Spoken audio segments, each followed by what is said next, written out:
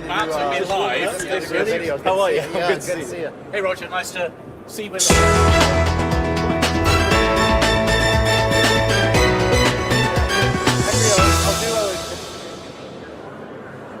Hey, good morning.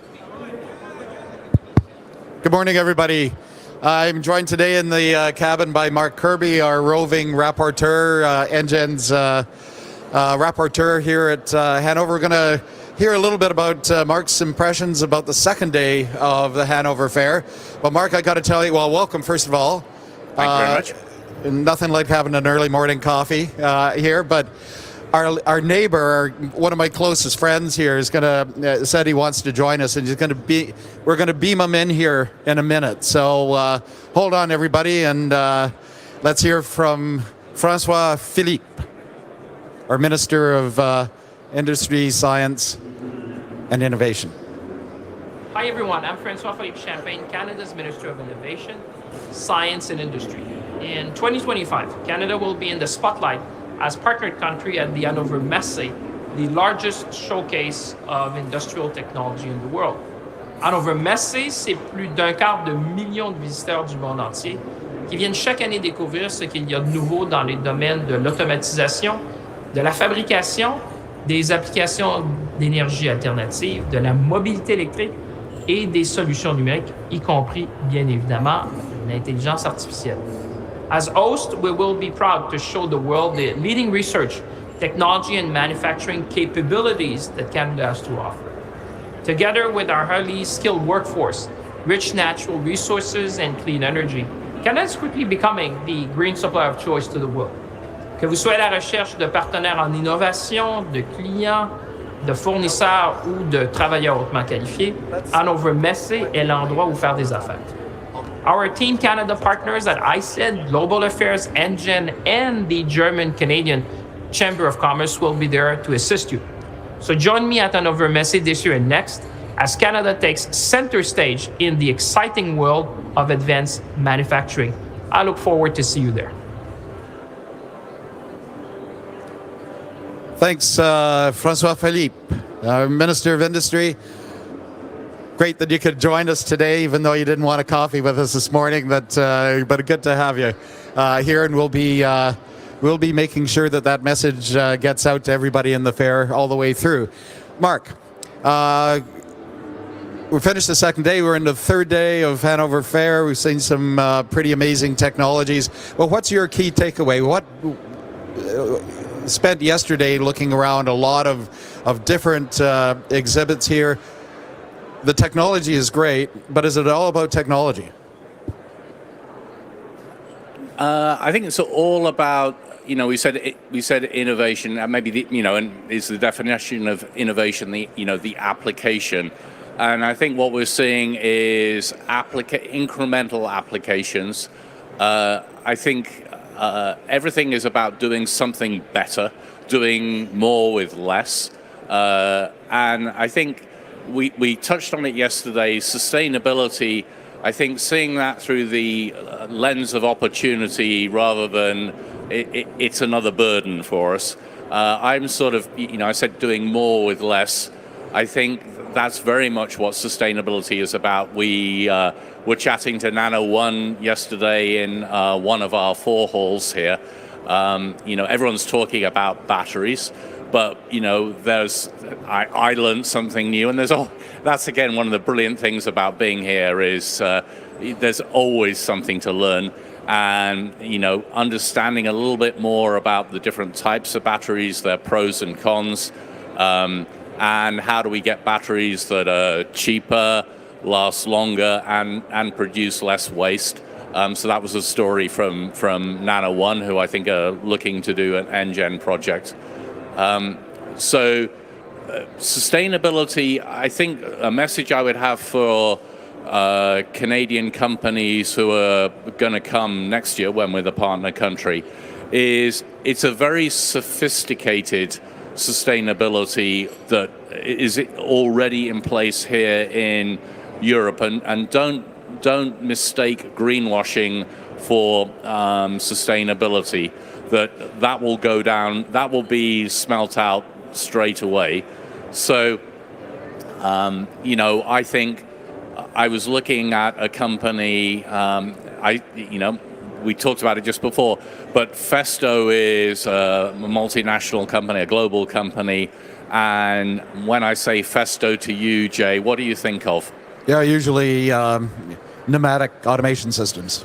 That's right. We think of lots of things shuttling backwards and forwards, going psh, psh, psh, psh. And they still do that, and we see that everywhere with, and robots attending them and picking and placing. But I went onto the Festo stand, and it's a brilliant stand here. It's all blue, not green. One half of it is the Festo that I sort of was expecting, but I actually walked in, and it was absolutely not the Festo I was expecting. Everything was bubbling away, a bit like Frankenstein's.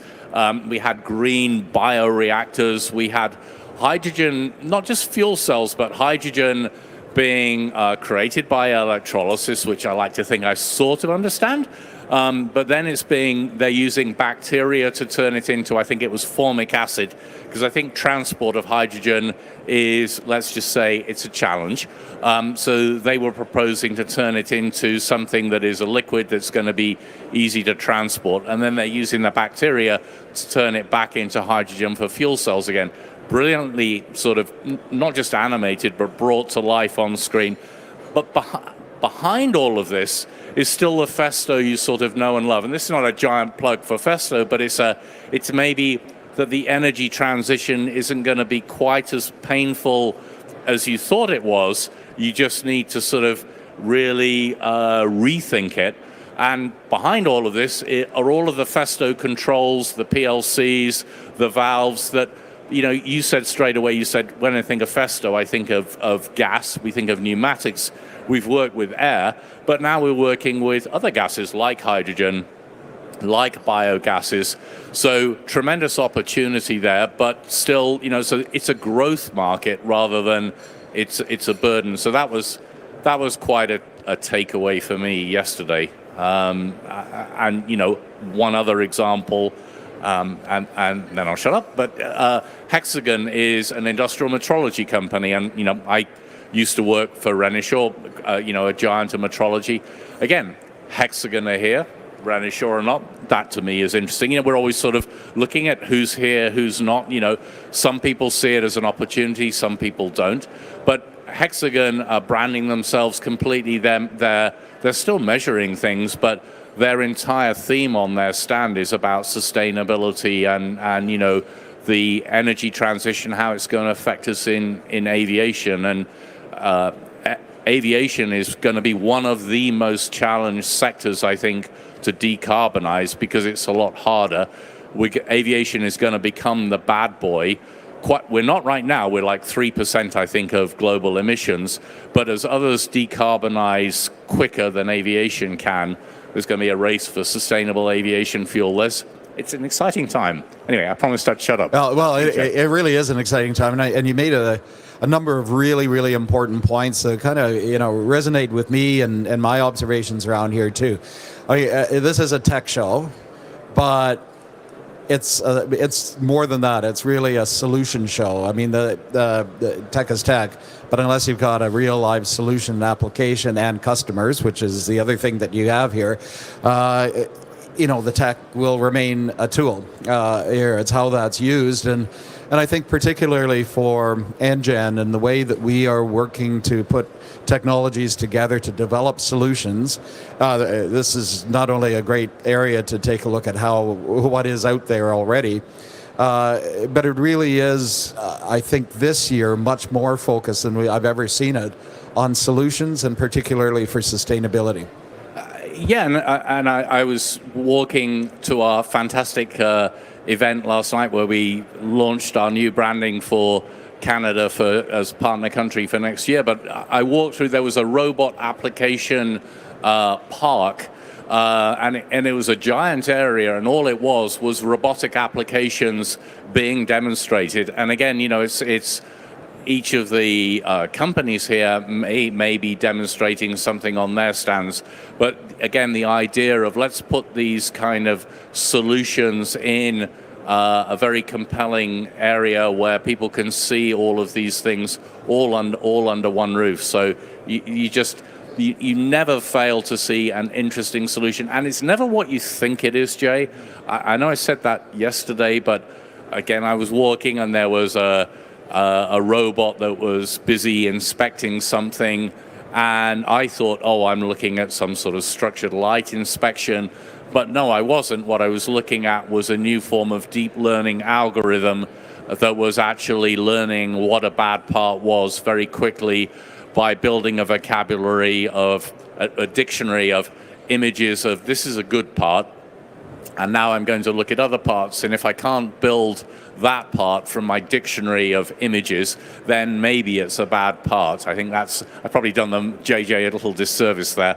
But, as I say, stopping and, asking people, what am I actually looking at here, I think is a really important question at Hannover. Yeah, well, it really is. And, you come here, and you still do. You see robots playing the piano, robots playing ping pong. Next year, we'll have Canadian robots playing hockey. And we'll have the cannon arm in goal, so nobody's going to score against us. That's right. But you know what? What they're demonstrating is it's not the technology, and it's not necessarily the solution, because you're right. It's the solutions are maybe not all that obvious. It's the capability.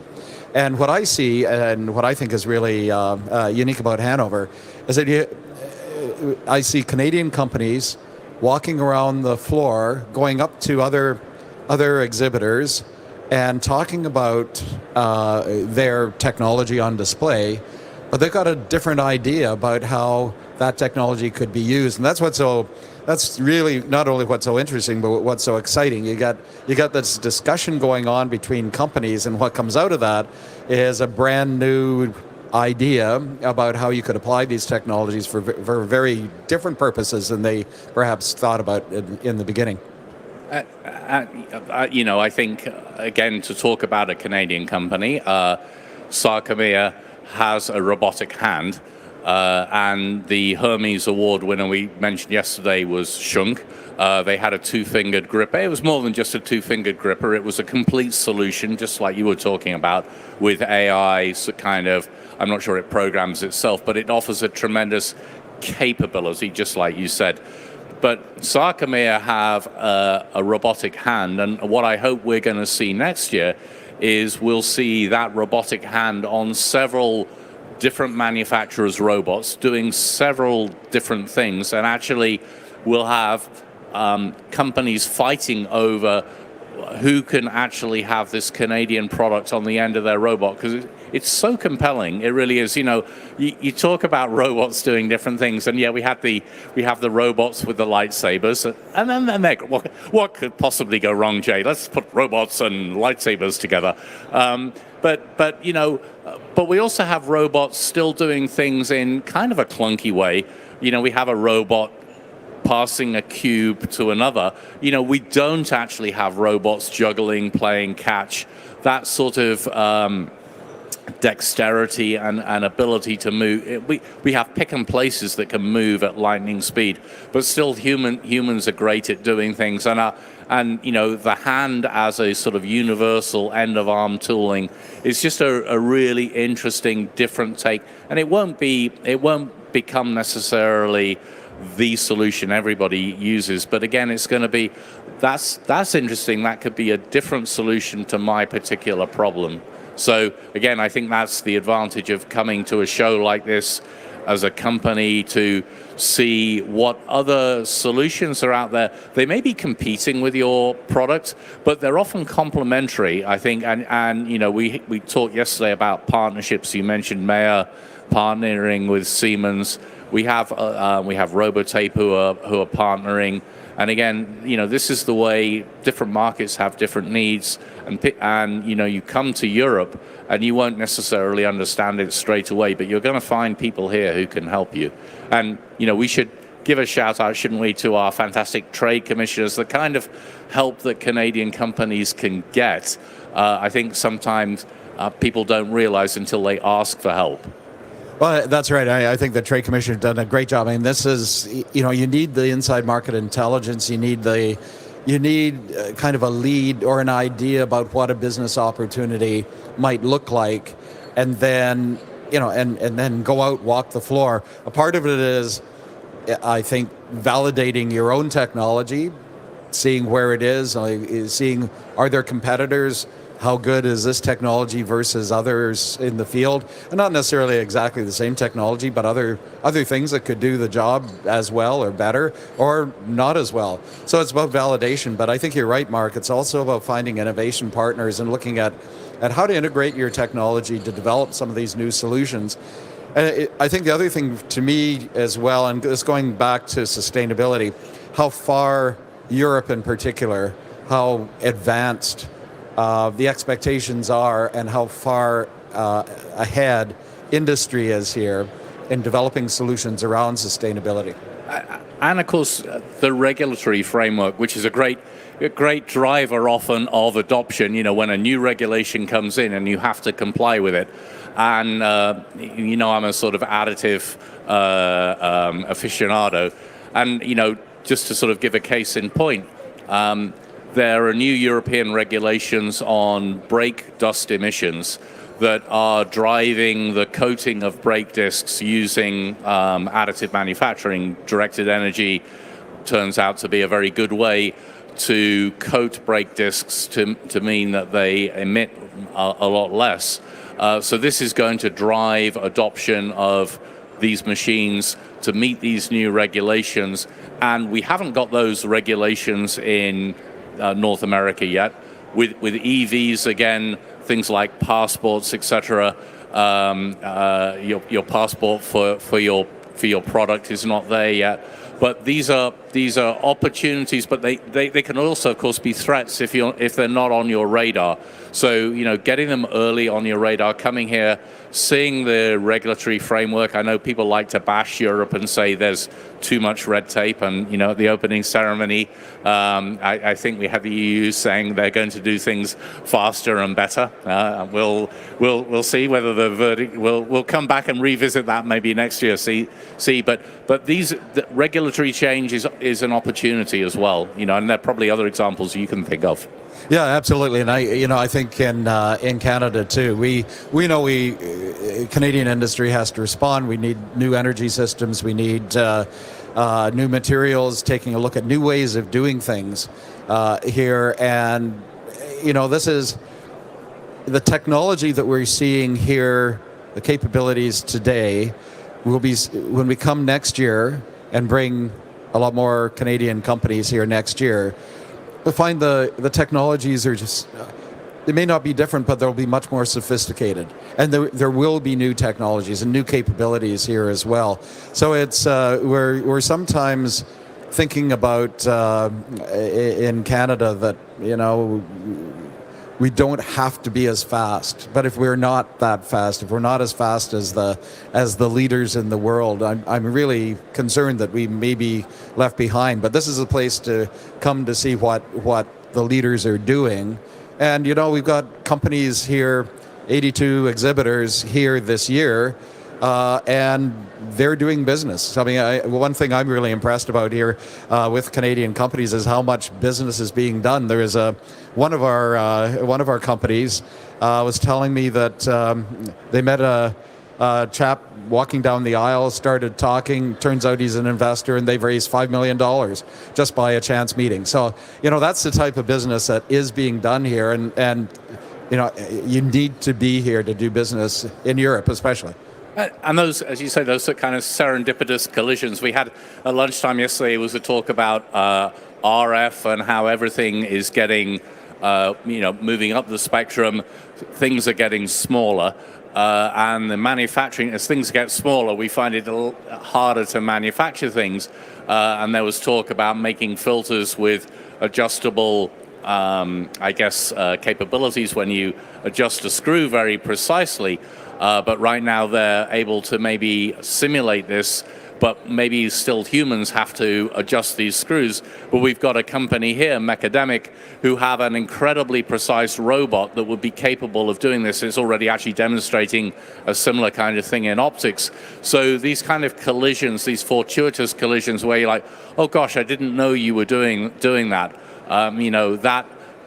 It's hard to put a price on how that could change your company's trajectory by finding a piece of the puzzle here. I think that's often what it is, and to expect that something's going to be handed to you on a plate, I think again is nothing gets handed to you on a plate in 2024 or 2025. But coming here with an open mind and open eyes and open ears. I know I'm doing a lot of talking, but it's about listening. And as I say, what you see is often not what you think. So you get people to explain what it is that they're doing, I think is a key message. Yeah, no, that's right. And, as Minister Champagne was saying, we have so much to offer and so much to learn at the same time, and so much business to be done. So, 2025, our ambition is big here, and sometimes Canada is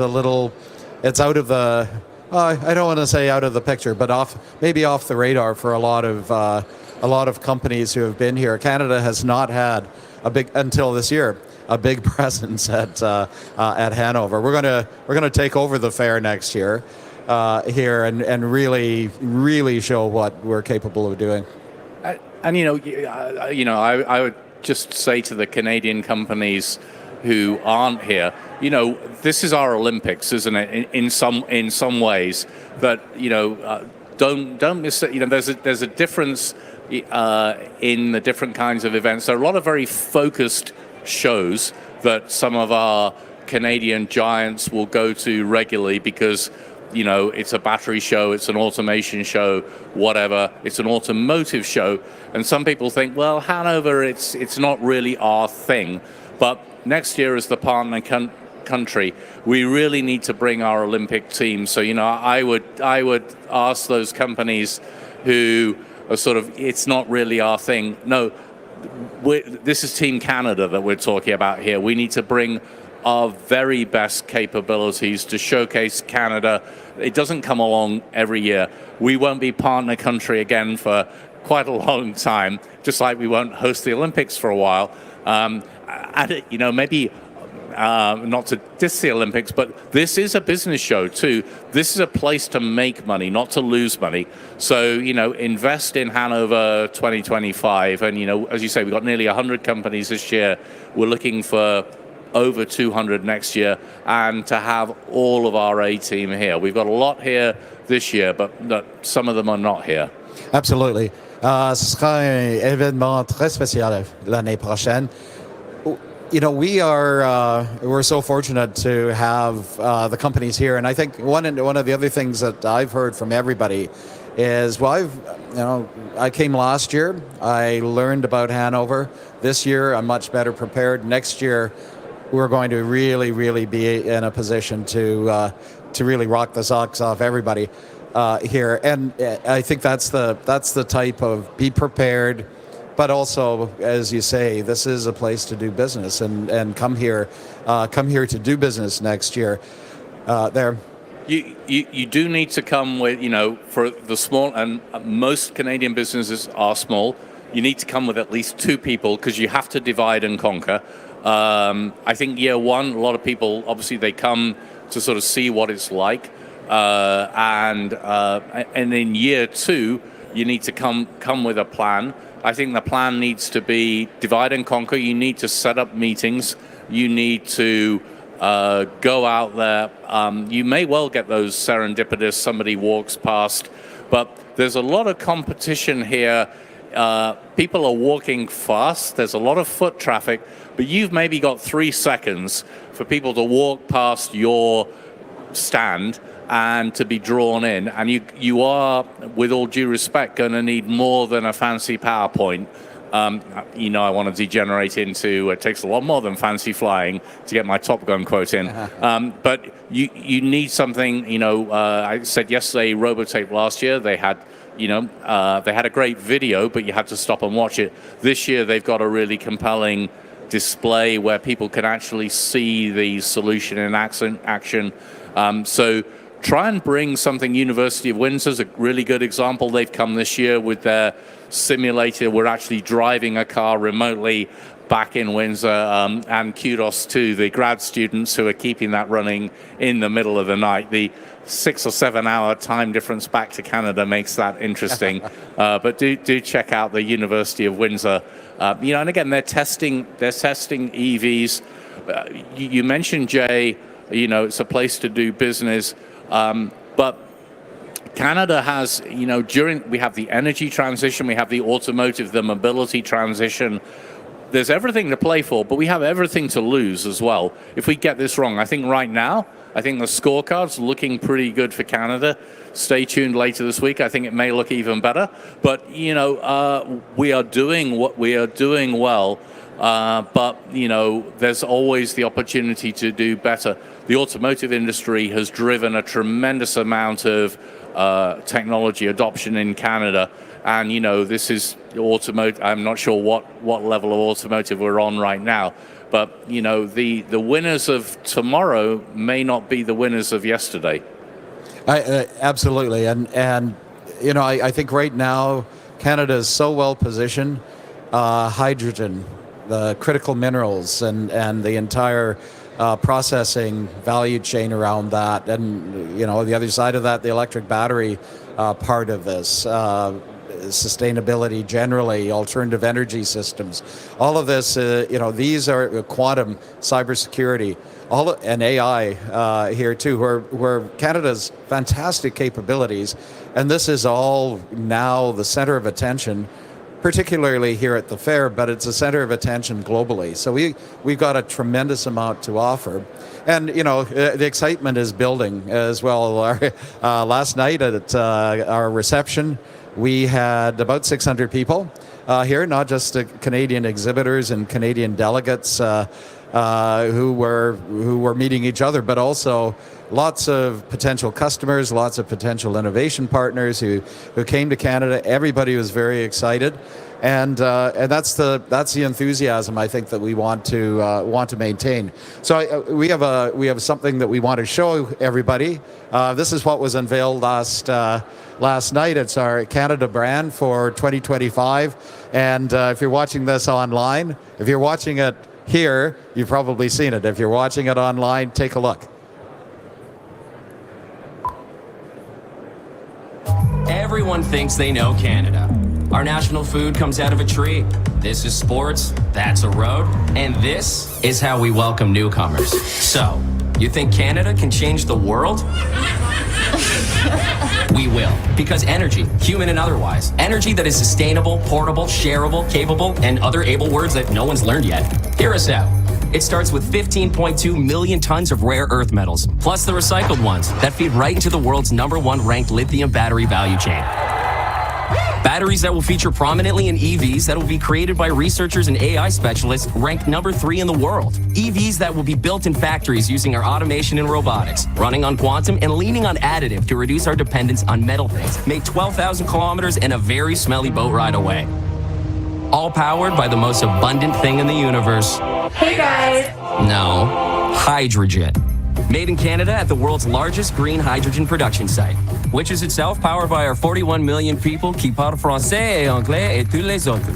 Which also makes us the most diverse workforce on planet Earth, with skilled geniuses who also kiss fish on purpose and proudly invented the denim tuxedo.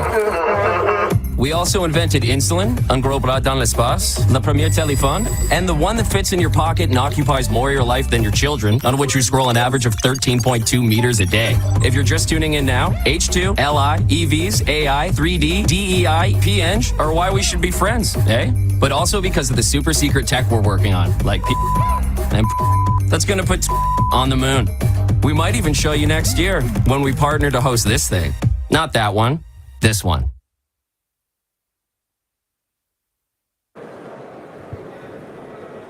That's good. Awesome. Thanks, Mark.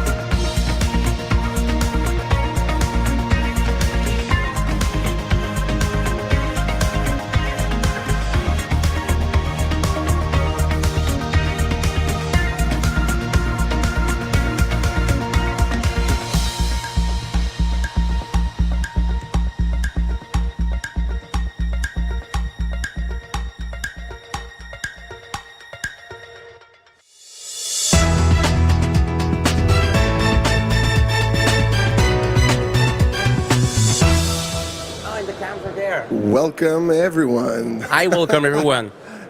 And I'm pleased to see you today. It's a very nice event. So today with my colleague Emmanuel, we'll be speaking and asking one very, very simple question is, did Darwin get it wrong? So at the end of the presentation, we'll try to answer that question for you guys. And please wait, everybody at the front, please wait for the questions at the end yeah. of the presentation, please. But no worries, we'll take them at the end. I have no issues with that. I want it to be a discussion between you guys and us. So if we want to switch, I'll take the remote control. So let's get into it. So we'll talk about the role of communities in hybridizing manufacturing companies. So it's all about social manufacturing. Absolutely. Let's start by quoting Mr. Darwin. So Darwin didn't want me to press next, so I can have the next slide working on. No, it's not working, but I think I know what he meant to say. So. What Darwin was actually saying is, oh, perfect. Yeah. So I'll let you go if you want. But since everybody can read, I'll just paraphrase. So you believe in survival of the fittest, but at the end of the day, being the fittest all by yourself, is it as strong as being part of a group? Exactly, collaboration. So taking care of one another and watching out for each other has been the key of evolutionary necessity. Out of that, everybody just kept in mind survival of the fittest, while the biggest winners at the end of the day are collaborating. So does it make sense also to think about that in the manufacturing context? We'll look at different examples in different industries to see the leaders. So the industries that do got it. Some of them does, actually. And so we here have on the left-hand corner everything that has to do with social medias. So giving forums, having chats, having social media places where you can chat, exchange best practices. I mean, in other words, having interaction with your audience. Instead of telling them, here's the news, we can discuss and interact about the news, what's coming up. Then moving on to the gaming industry, you have the massive RPGs, you have platforms again where people exchange tricks, where people collaborate. Everything was made possible with the event of internet. But do you have anything to add on that? Because I see Twitch. Absolutely. Being a gamer fan? myself, I gotta tell you that the best game are the one where you can collaborate, cooperate with your friends, having fun, having a good time. So as soon as you can collaborate and create something with your friends there, so it's even more fun. So the gaming industry really went into it, and at the early 2010. Finance industry even went into the socializing of their products. So now you can go on many platforms. We decided to put Robinhood as an example. In Robinhood, you can exchange information with your friends, not only your banker, but you can interact with your banker. You can know what was the news, why you took that decision, and they give you prediction and so on. So you truly get involved in the process of managing your own money. So you're cooperating way more with your banker with this kind of a product. And finally with Amazon, just thinking about the review, referrals, just the button. And I gotta tell you, it's one of the first things I do when I go in Amazon. I'm going straight down, trying to see the review, how many stars people put on, what were the comments, and so on. So cooperation for purchasing is already part of our life, but it is in manufacturing, we'll see. And we round up that little trip back the history lane with educational tech. So here with Udacity, the event of MOOCs, massive open online courses, now that you see in pretty much all universities and even learning communities. Health industry. Healthcare and wellness. Before people were not exchanging as many data with what unfortunately happened with COVID, people started to exchange more and more data, and it fostered stronger companies able to predict more model around cures. So there you have it for health. Absolutely, and one of the good examples is Runkeeper. How many K did you run this morning, Emmanuel, or yesterday morning? Irrelevant. It pass. Because I was trying to follow you to see if I could beat you, exchange information, but no, we weren't there. And getting closer to manufacturing, the latest we decided to put on our timeline is actually professional services. The main system for professional services is actually LinkedIn. It's a powerful tool to get connected with people, exchange with people, and get better by cooperation. We see a lot of companies doing venture, and they're getting known, and they can exchange through LinkedIn. But I don't see much manufacturer on these platforms. A lot of accounting, lawyers, Services firms. services, exactly. So this is what has been happening for the past 20 years so far, but what about manufacturing now? It's one of the biggest ratios in the world for manufacturer, and technology. So let's discuss social manufacturing. And I truly think it's the next revolution that needs to happen for social, with the social manufacturing. So there's a little bit of stuff here, but briefly, with manufacturer, with the main operation, it's still being done in person. So the way we communicate with each other, unfortunately, is still with phone calls. I like phone call, and it's still one of the latest technology, the oldest technology tools on your desk you should use. But phone calls, from quite often, it's not the proper way to communicate. We still have internal emails within the manufacturer. It's a waste of time. There shouldn't be email up to me between colleagues, and face-to-face meeting that tend to be way too long. So all of this way we exchange is how it have been done for the past years. And the innovation in manufacturing is still being handled through formal process of research and development. There is new way of managing innovation, and I think Emmanuel will have a couple of insight about that. Customer interaction is still limited. I see from time to time customer portal being put in place, but let's think about how it could look like in terms of operation. So remote monitoring and management. We saw a lot of these examples through COVID. So people got a little bit more digitalized to monitor their factory on a remote site. Communication. I truly think we should have our own social network for working with our employees, with our friends, with our customer, with our supplier. So let's think about how social media have increased our personal life, how to get connected with friends. Hey, I'm there tonight, you can come and join me. So we're way more efficient in our professional and in our personal life. So now let's take social media and social platform to be more productive in the manufacturer itself. And also to make shorter the feedback loop, to make sure that whatever we're doing with our colleagues, with our clients, with our providers, that we're doing the right thing, not just doing good things, but the right thing that's needed. Yeah, and one of the things that should be done is, I really like this one, through innovation, crowdsource idea. Getting the feedback right away from your customer is truly important. And the customer interaction could be totally different on these platforms. And I will not go through all of these details, but basically, it is a real-time feedback you can have with your customer that could happen. So instead of just being emailed, piling up, on and on and on, and then you come back on the morning and you're like, hey, I have 300 emails. It could have been handled. But it's also how to create a safe space for your employees to maybe give feedbacks, and for your clients where it's neutral, it's confidential. So how about building a community in order for people to be instantly able to give you the feedback that's needed without having you judging them? So all these features that we showcase with the community La Chaise Bleue is what we're all about here. Absolutely. We can move on. And now let's dream a little bit. I gave you the key aspect of manufacturing, operation, innovation, discussion, and so on. But let's think about the manufacturing of the future. We truly believe the mutualization. I'm sorry, I was born and raised in French. I'm trying my best in English. But the mutualization in manufacturing is one of the key aspects. Getting back to Darwin, I see a lot of manufacturers being too quick in survival mode. They get their reptile brain getting on top of their decisions. So what do when you're in danger? You just either fight or you run away. So a lot of people tend to fight.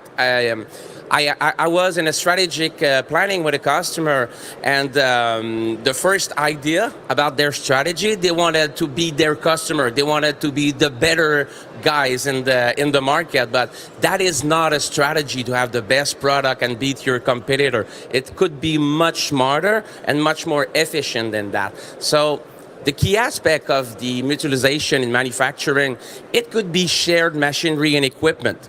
Let's think about not having to invest a capex by your own. You may not need that machinery 24/7. So why we don't have a hub where machinery and equipment could be mutualized, shared between each other? So to make it happen for real, the networking is so important. We cannot share these things through email. We have to be integrated with each other. Or maybe a bit like our community to put value into the data coming out of manufacturers, being able to share the level of capacity that each of your machine has and possess. We'll present a business case later on, but it's something that at manufacturer.quebec we've put into place thanks to Benoit's idea Yeah. 10 years ago that took form lately. Yeah, and so share machinery, cooperative facility, knowledge data sharing, and joint human resources. Yeah, I am sure most of your employees, the one that got manufacturers here, are not efficient 100% of the time. From time to time, you have these people, you wonder what I'm gonna do with them for the next 2 months because I don't have this contract. I don't want to lose them, so I keep them on the payroll. If we can just share, mutualize our activity, we can have a much better use of our resources, whether the resources are human resources, machinery, like I said, raw material, facilities, and so on. So we need to share our asset. So, and this joint also, one of the main topics I see a lot for the past 2-3 days here in Hannover Mess is sustainability, the environment. So if we can share, let's say I was discussing this morning at the breakfast with Emmanuel, and I told him, one of the big parallel that comes in my mind, so if we live on the same street, okay, we are 10 houses, maybe we don't need a pickup truck on every houses, because I see a lot of that in North America and Canada. People tend to buy huge car. So why don't we on the same street buy small electric car, and there is one pickup, and we can share it when needed, because most of the people have a pickup and they don't pick up anything. So that is too bad. But guess on the street who has the pickup? That guy. I will. No, but we need to open our mind and share. So, and the benefits, like we just said, is cost efficiency, enhancement, flexibility. We boost innovation. I'll let Emmanuel talk about that. And like I said, sustainability is one of the way towards that. So it's not only the big part of it is using AI will help us and so on, but we need to have this paradigm shift and change the way we took our decision on a daily basis. So I'm sure you're like, okay, Emmanuel, Nick, you're discussing about social manufacturing. Where can that happen? You know what? We need initiatives. We do have, how do you call that? A cluster? Yeah, a cluster. In Quebec. They are called Créneau Machine. They have done something really, really neat, okay? They took around 56 of their manufacturing plant in their region. What they have done is two kind of questions. What are your needs and what can you offer? So in terms of human resources, machinery time, expertise, so people were filling in all of these information and they put that all together, and what they find out is they have 3,200 opportunities of sharing. So in the same industrial cluster, people can now use their machinery way more often than not. So, but the thing is, this is a one-off. This is an ad hoc project they decided to do to see if there's any potential, and the answer is yes. There's a lot of potential for mutualizing your resources, but the thing is to make it rolling on a daily basis. It cannot be a questionnaire being sent through email. But also, you guys just guess, that's one cluster. And in Quebec, I think we have more than 50. And Absolutely. in Canada, it must be like, I don't know, 7-9 times that amount. So if we could like all well, first of all, if each and every cluster would be able to develop that mutualizing mindset, and then we could intertwine all these different clusters, look at the amount of opportunities that we could keep locally and that we could grow. So we'll start from there, but we're going to keep marching. But that was an example we were proud of and to show you. And by the way, I know it's a small detail, but you have all of the firms, the manufacturing plant that were involved into that project, and the amount of opportunity they have of sharing their resources. I think those are the numbers of matches that they actually got. So Yeah, oh, my part. your part. Okay, so that is something that is dear to me. Open innovation. That's how we ended up collaborating in the first place. Absolutely. For me, it was how to bring together manufacturing and open innovation, which I'm all about, and social manufacturing was the answer. So, And one of the reasons why it's so important to speak about open innovation, like we said with the project from Créneau Machine, we need to make that rolling and part of our life, and to decide or to think about the way it could happen. Open innovation is one of the best tools to go through it. because actually us at the Garage & Co, we're an incubator in hard tech, in hardware-based startups, getting them from the ground up. And so we cannot do it just all by themselves. We need to get them closer to the market. And in order to do so, we went forward with a more open mindset about innovation. So how do we collaborate? If you go into a closed innovation loop, you'll get many ideas, but coming only from your service providers, your employees, your departments, from the executive level. So This is the box we see at the cafeteria where you have the ideas going in the box, right? well, but unfortunately, we don't know where these ideas are heading afterwards. So, but that's not the point here. But you have all these ideas coming into the funnel, and after that, you try to convert them into real business case in order to conquer markets.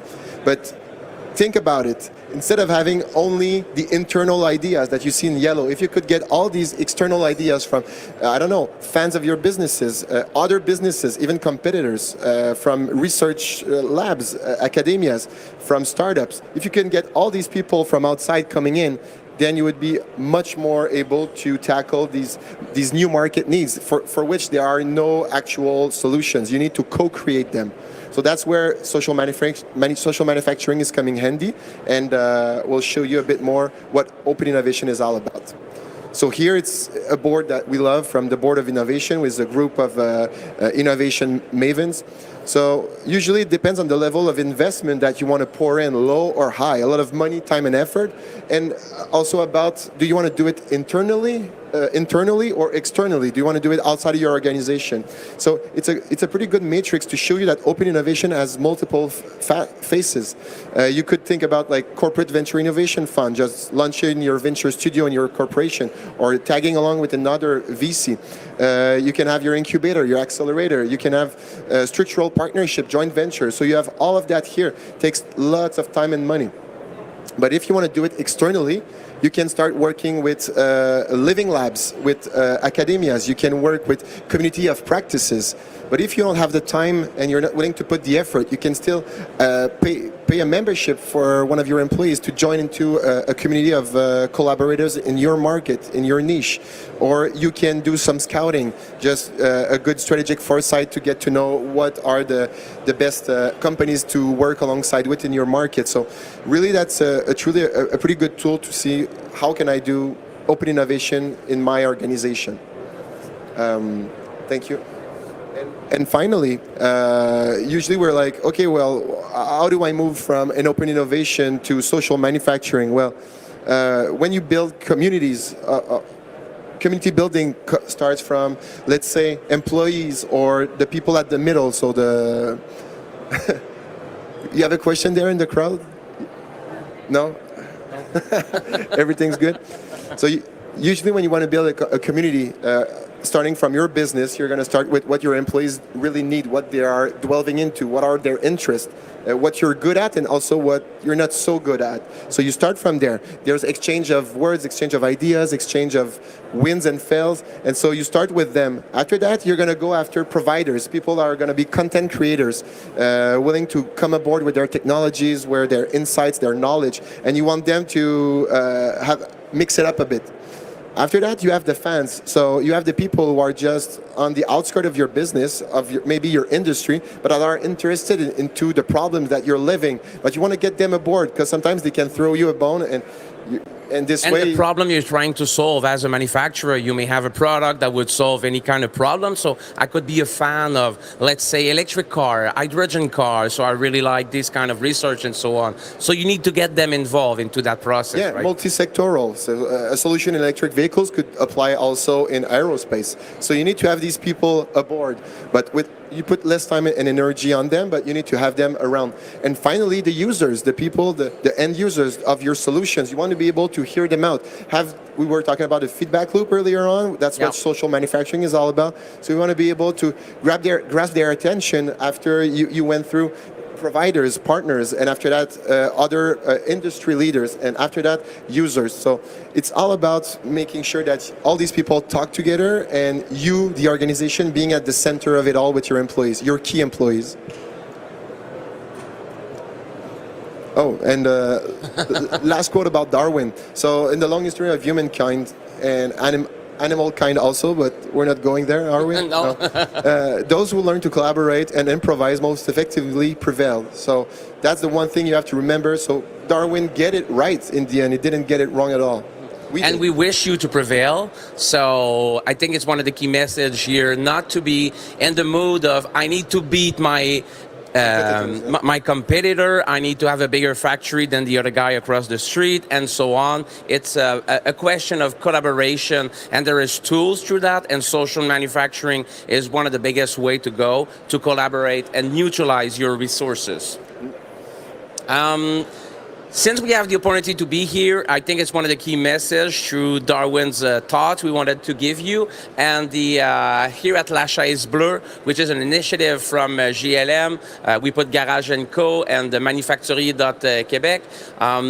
If you guys have any issues about digital transformation, if you have opportunity and you know you need to change your culture, you need to manage adoption, you need to prioritize what you should work on, it would be a pleasure to speak with you. We're on all 17, so you can either come and have a chat with us, or if you want to, we may have a podcast together and have fun. So we are pretty open-minded to have you guys come and see us. Thank you very much for your time. It was a pleasure. Thanks, NGen. Bye-bye. Drop the mic. Hey, Good job.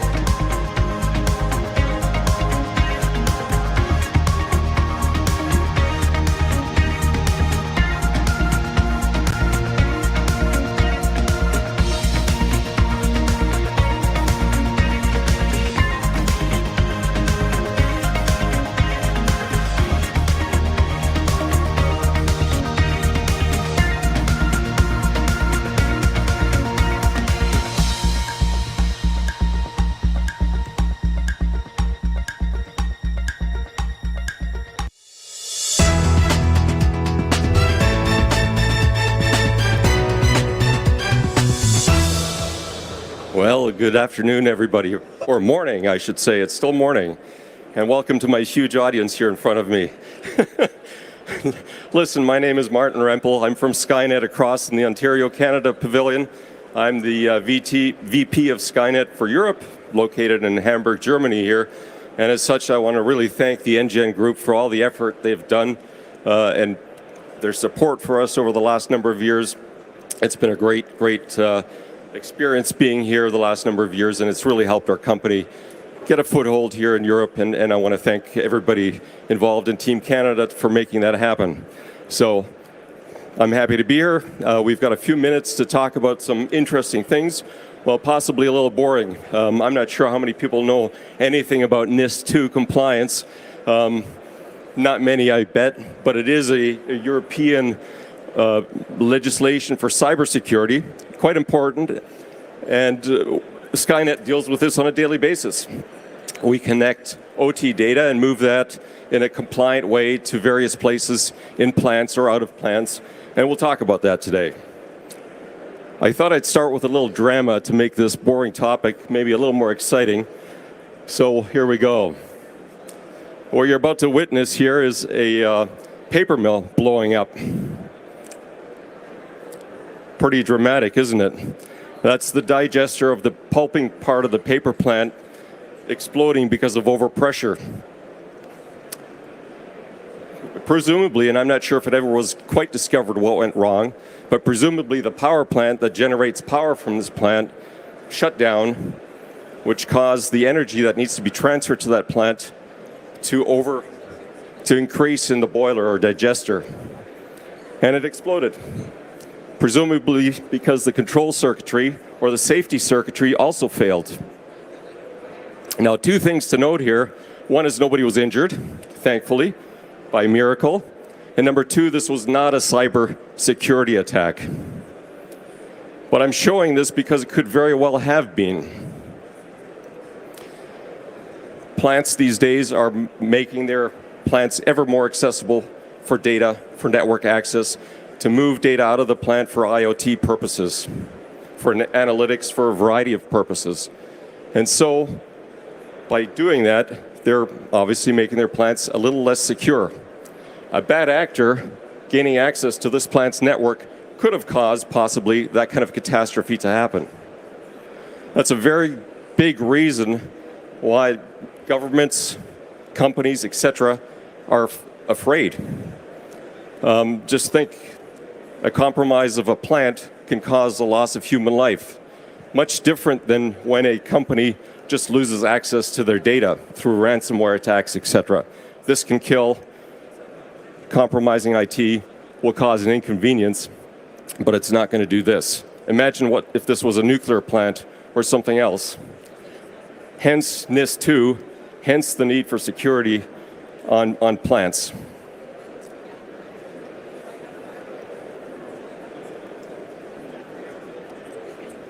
Cyber breaches are also expensive. IBM's report from 2023 indicated that the average cyber breach globally costs today about $4.5 million US per instance. That's up about 15% since 2020. Listed on the right-hand side are just a few examples from last year. Now you can see those are a little more costly than the $4.5 million. The breach at Brunswick Corporation, USD 85 million. Applied Materials, a ransomware attack, $250 million US in cost. So a serious problem for industry as we're embarking on this journey for IoT and for Industry 4.0. The good news is there's stuff that can be done about it. A lot of things can be done about it to make our plants more secure. NIS2 covers some of those areas, gives a framework, also allows for legal ramifications if people don't comply. And especially this applies to those industries that are essential industries, so power, pharmaceutical, public works, etc. They're covered under NIS, and that became legislation in 2023, so companies are required to comply in Europe now. But while education, which is one component of making companies cyber secure, is a piece of it, a little bit of soft type of work. There are a lot of direct measures that can be undertaken to secure networks. One of the things that has happened as companies move data out of a plant, they often do that by opening so-called inbound firewall ports or leaving doors open essentially for bad actors to enter. That's something we don't want and something that can be avoided. And these bad actors, for example, use port sniffers or port scanners to look to see where there are vulnerabilities, where they can inject code or inject something into the networks that could potentially cause the kind of disaster you saw. So we want to eliminate these vulnerabilities and do that as best as we can. The question that we need to ask is, well, how can we do that? Maybe to figure that out, I like to use an analogy to make it easier for people to understand. Consider your house. If you open your house door and just let anybody walk in and out, those people could possibly take your family hostage. They could demand a ransom if they kidnap somebody. They could walk in with viruses, infect your household. That's kind of like leaving a factory network wide open. Nobody does that. People close the door, so they put firewalls in place. But those firewalls, that's kind of like, and they allow access via VPNs. But that's like giving somebody a key to say, if you have this key, you can get into my house. That's fine. You've authorized certain people only to get in. But if those people have been compromised, if those people have COVID, let's say, and walk into your house, they can still infect the entire household. So if anybody that becomes part of a plant network, be they an outside person or not, has the ability to cause damage. So we don't want to allow necessarily network access to get a hold of our data. But what do we do then? Well, the analogy goes further. If we have our door and we just have a mail slot that's invisible from the outside, nobody knows that there's a place in. People inside the household could pop that mail slot open and hand messages, so data, to somebody that's been pre-authorized to pick that data up or hand data notes in. But essentially, they're not allowing somebody to enter into the house or enter into the network to be able to infect it. That's data access, not network access. And that's what Skynet over there does with our software, the Cogent Data Hub. We provide data access, not network access, and we provide secure data access, not open data access.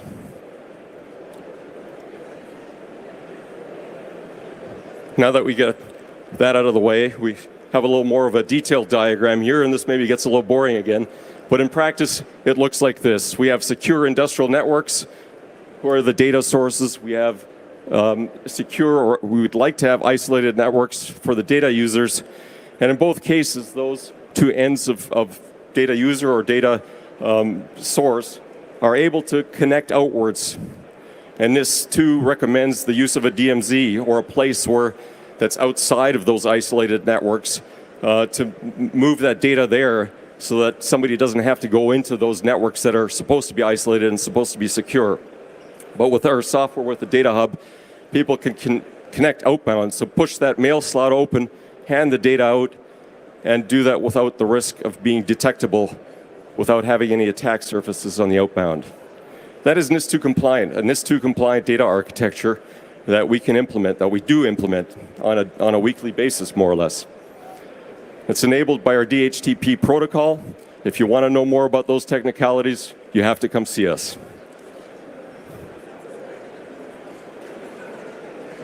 For those network geeks out there, the Data Hub is also able to act as a data diode.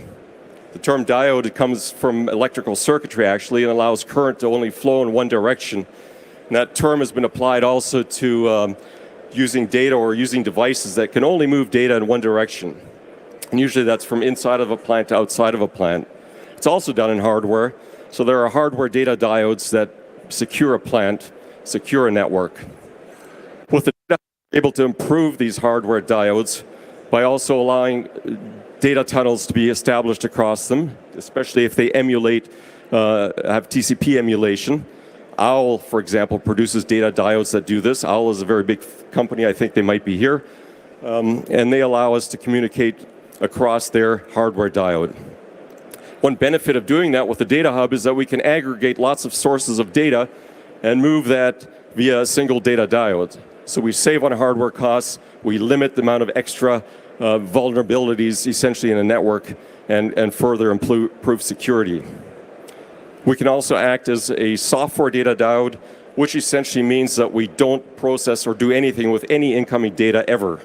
It gets dumped into a garbage bin. We don't know what comes in, we just leave it be. And finally, for those people that maybe that are from a plant, having redundancy in your network is very important for securing parts of your plant sometimes, and the data hub allows redundant communications across hardware data diodes.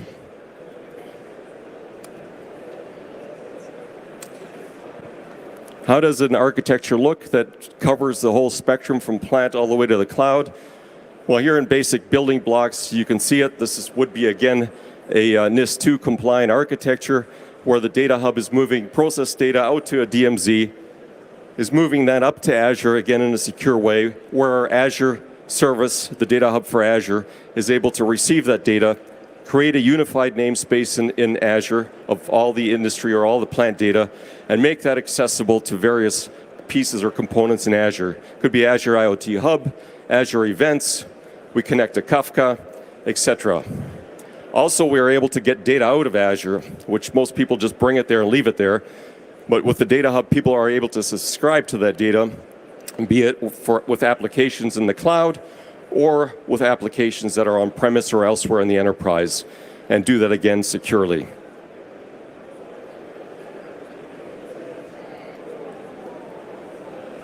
If we drill down a little bit, at Skynet we fondly like to call the data hub the Swiss Army knife of data connectivity and data aggregation. And simply, and I won't cover the details, but we have a sampling here of things that are able to connect to the data hub, be it MQTT. The data hub can act as a client or an MQTT broker. We can connect to OPC DA, UA, at the same time to multiple sources of UA or DA, and right away act as a gateway. Modbus protocols to various historians. I already mentioned Kafka and the various applications in the cloud, but really a hub for combining data or creating that so-called unified namespace and making data available to various subscribers that need it in a secure manner. I like to underline secure because that's what prevents those catastrophes that I showed earlier. We're a small company, but still with a very big footprint. Skynet has over 27,000 active data hubs running globally. So our event here, again, underlines the fact that we're a global company and we're trying to make that footprint bigger, especially in Europe. We're used by all of the top 10 automation providers out there. Sometimes our data hub gets labeled with different branding, but it is the data hub that's being used. We're on the Azure Marketplace as a service. We are an Aviva technology partner and connect different Aviva applications. We work very diligently to establish very interesting and beneficial OEM relationships. Here in Germany, we work with Siemens extensively, especially Siemens Gamesa. Okay, they're based in Spain as well, but every wind farm from Siemens Gamesa has a data hub in it to securely move data from those wind farms to where it needs to go. And finally, with that kind of a footprint in terms of installations, we cover really all industry verticals. We're strong in pharma, oil and gas, pulp and paper, packaged goods, et cetera, et cetera. So we covered the bandwidth, and we'd love to talk to any industry representatives here that need secure data transfer. That's it, folks. Hopefully that wasn't too boring with the network details. But here we go. We're in the Ontario, Canada Pavilion. We'd love to see anybody that's listened. It's a great show. We've got a few more days left. So let's do some idea sharing. Thank you. Any questions, by the way? If there are questions, again, come see us. Thank you all.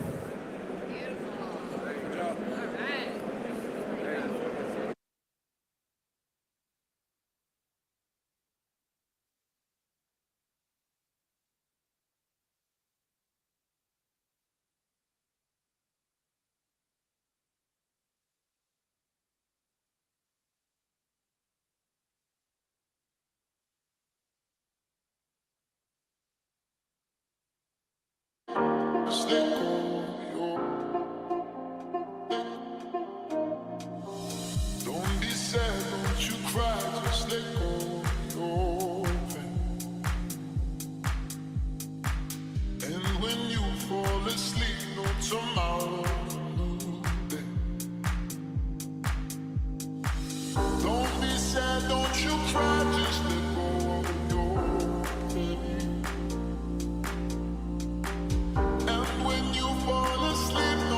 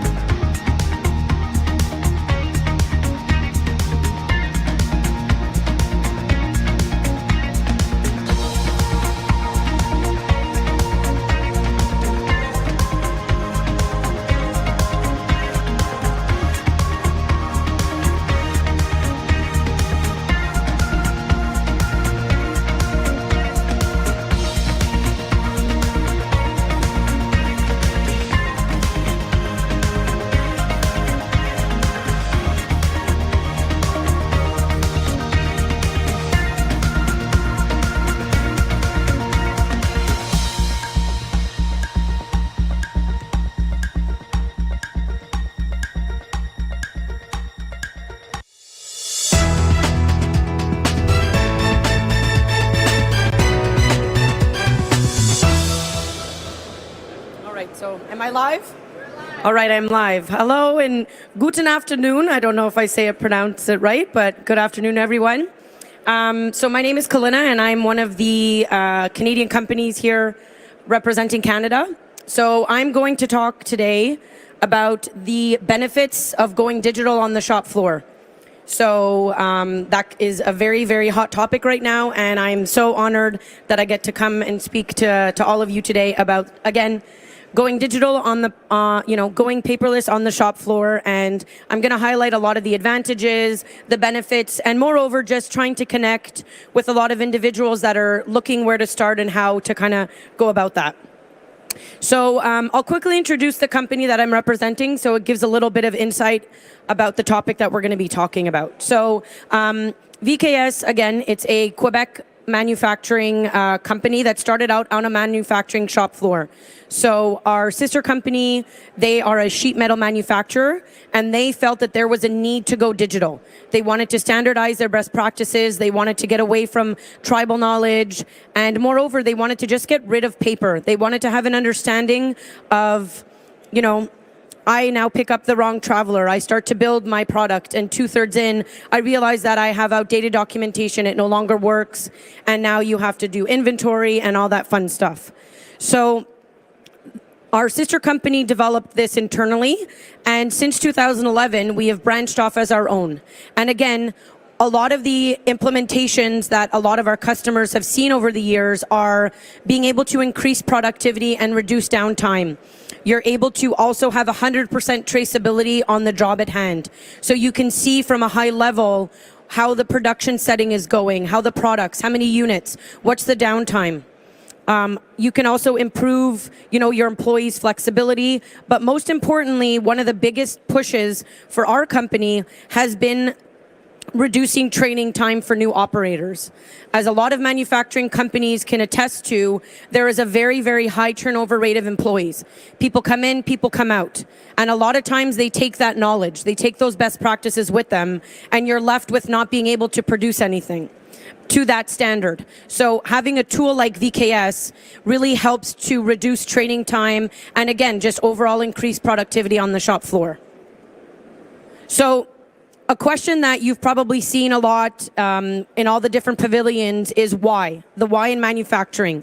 So why go digital? Why go paperless? So one of them is that operators need to be able to operate advanced machinery and equipment. A lot of times, again, there needs to be health and compliance safety measures, and you need to be able to regulate that. You need to be able to build products that are sometimes customized or diverse.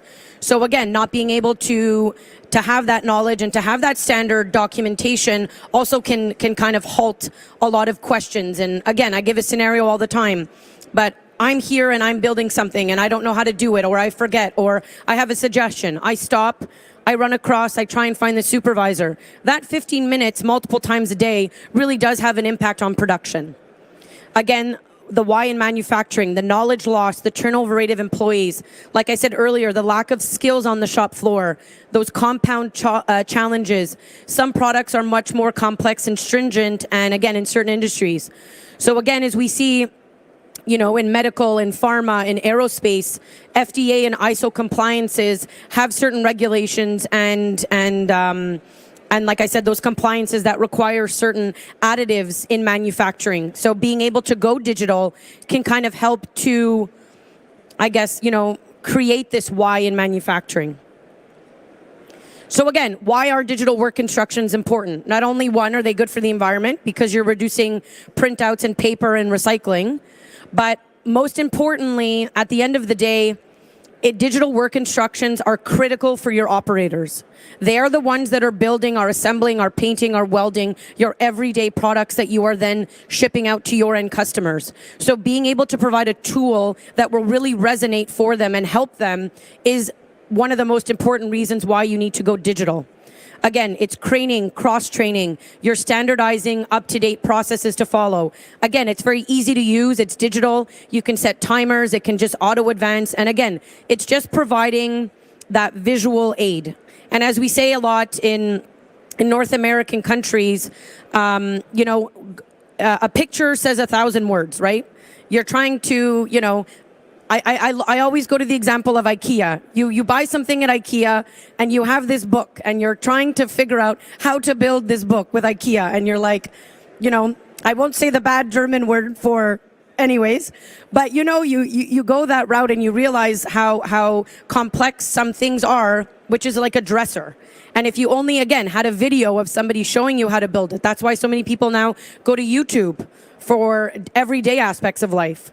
So again, being able to provide them with a digital work instruction platform is really the correct tool and systems for the job. So not only is it operational needs, but now you dive into also the teams, the technical writers, the authors, the engineers. Why is work instructions important for them? One, it's an easy way to create and maintain those processes. So again, every time there's a new version that comes out, most of the time you print it out, you put it in a traveler, and now you have to provide that new documentation. Being able to go digital, you can do it from your computer. And now it's updated and it's regulated, and your operators can even go in it and look at it from a training perspective. Again, it's an easy way to also collect that relevant data that an engineer and inspector would require to make sure that those standards and those compliances are set forward. Moreover, again, it's a very easy way to manage and access to the instructions.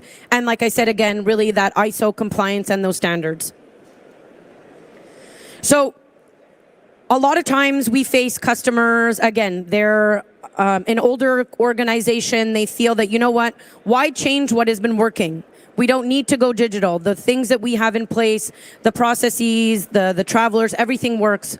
So why go digital? So a lot of times we like to kind of sit down and, like I explained earlier, show the advantages of that. But if you are looking to go digital, there are certain key steps from experience with a lot of our customers, a lot of our own engineers. And number one would be to assess your current situation. What are you currently using? Do you use Excel? Do you use drawings? Is it just CAD? Is it SolidWorks? Do you have no instructions? So again, that word, that tribal knowledge, I'll repeat it a lot throughout the presentation. Is it paper? Is it digital? Is it a printout paper? Is it a dock control system? Again, with ISO, there are a lot of standards that you have to follow. Are you also assessing your current situation from an integrations point of view? Do you need to connect to your ERP solution, to an MES, to a Power BI? These are all different questions that you might be asking. So the first step to go digital, to go paperless on the shop floor, is to assess your situation and where and why you want to improve that. So most importantly, when it comes to going digital, a big thing that you as an organization need to understand, and a lot of it comes down to time, right? How long does it take your office and engineering staff to create and update these instructions? You create it in one media, then you have to transfer it to something else. Again, the time it takes to either update an instruction, and then the time it takes to deploy that instruction. And again, correlating or processing the data. So that's from an office standpoint, but then from a shop floor perspective, again, an operator might get to his station and he doesn't have the documentation. So now it's the time that operator is going to waste to run and get the traveler, or to realize that I'm now working with the wrong BOM, or I have the wrong work order. So the time to assess the relevance of the instructions. And as I said earlier on, a lot of our customers use our platform, but it's generated from the market, is training those operators. The time it takes to train an operator can be reduced by going digital. So now we've assessed our situation, we've realized the time, the allocation, what are some areas that we kind of want to fix, and moreover is now discussing documentation. So again, how accessible is that documentation to an operator? The location of the instructions, is it easy to use? Is it user-friendly? Is it the IKEA instruction? Is it, something a little bit more advanced? Moreover, again, is the relevant of that documentation. When was the last time it was updated? What's the information that we're presenting? Is there too much information for the operator? Is there not enough information? And moreover, that document that, again, your engineering staff built, what is it used for? Is it used for training? Is it SOP? Is it maintenance? Is it field work? Having that detailed work instruction being accessible by the click of a button and opening, again, will really start to alleviate the time, and then you can start to really document and create those standard procedures that you need. All right, so I've said it before, tribal knowledge or the human capital flight. This is massive. This is incumbent in all of manufacturing, right? The idea of tribal knowledge is the information that an operator knows. So like I said earlier, a lot of times what we see is, I'll give an example of one of our existing customers. They have operators, veterans on the shop floor that have been working at that company for 20 years. They can do the job with their eyes closed. You hope that their eyes are open, but they could do it with their eyes closed. So now what are the next steps? They now retire. So that tribal knowledge, that best practice leaves with that veteran operator. So now you have new people coming in for that existing project and you don't have anything. You don't know what to do. They're lost, they're confused. So being able to take that tribal knowledge, which again resonates with the operators, and documenting that is and foremost the most important step, whether you go digital or not. But being able to just capture that knowledge of that best practice of how to assemble, how to weld, how to paint, how to package a truck that's being shipped. So, you know, a lot of times we see as well, my way is the best way, right? So I'm assembling a product this way, but this operator's doing it that way. Now we're not finishing at the same time. This operator's doing whatever they want. So being able, again, to standardize is key. And like I said earlier, only a few people know the key components of the job. So when they leave and you don't have anything, you're kind of left there to, again, have to now hire new people and train them. So the reality is, like I said before, the information leaves with that operator. People find new jobs, they retire, and training new operators can be difficult and very time consuming. So some of the procedures that you might take now is that they follow, you know, a supervisor or one of the skilled operators. They follow along for a couple days, for a couple weeks. Then once you feel as a supervisor they're adequate to do the job, you're able to kind of, you know, tell them to go their own way. But again, having a tool like going digital can help reduce that. So what some of our existing customers do is they've built a mock-up assembly station on a section on the shop floor in the office. And when you hire new people, they go to that station, they go through the work instructions a couple times. Even in our solution, you can almost have like a built-in quiz at the end. If they pass it after X number of times, they're good. You can send them out onto the shop floor and, you know, let them go do their job. So again, that is being able to take that tribal knowledge not only means that you can document those processes, but now you can really start to train them and have everybody have a standard product at the end, whether it's somebody that's been doing it for 2 months or somebody that's been doing it for 2 years. So again, leads to the training. So right now, how do you train new personnel? That's a big question that we get asked a lot, or that we like to ask our existing or potential customers. How do you train? Is it in-house? Is it person-to-person? Is it a classroom? Again, another benefit of going digital is the fact that you can have them start to train before they even start the job. You can log in the hours that they're doing at home. They can open up the screen at home. They can see what they're doing, what they're building. And again, now when they start on their first job, they have an understanding already of what they're doing. Again, another question that we like to ask is, how do you cross-train personnel? The time it takes to train, the ease of learning when training. Moreover, again, with our platform, you know, the sign-off or the quiz after a training. Are you using a software solution to track training? So what we've done is, again, through our API, we can integrate with other softwares and solutions.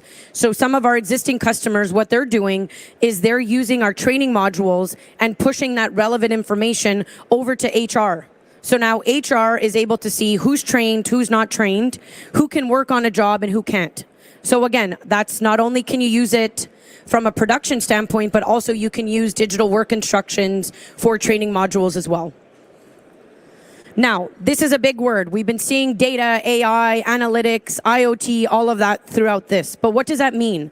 And data is so encumbersome to each individual organization. So what I mean by that is, you might be collecting data, but every shop floor has their own metrics, has their own means of collecting it, and their own way of understanding data. So again, a lot of times maybe it's the supervisor that's going with his pamphlet and he's signing off and he's collecting the serial number, the inspections, the batch, all that stuff. And it's all done manually on a paper or in a traveler. Another way, again, is in Excel. So maybe that operator or that supervisor has a screen and they're calculating all the data in that sheet. So that's another way. Are you integrating with your work instructions? So again, are you pushing information from your ERP system into the work instruction? So not only are you collecting that data, but now where are you storing that data? You know, the old route is to take that paper, walk over to the filing cabinet, find the job, put it in, and close it.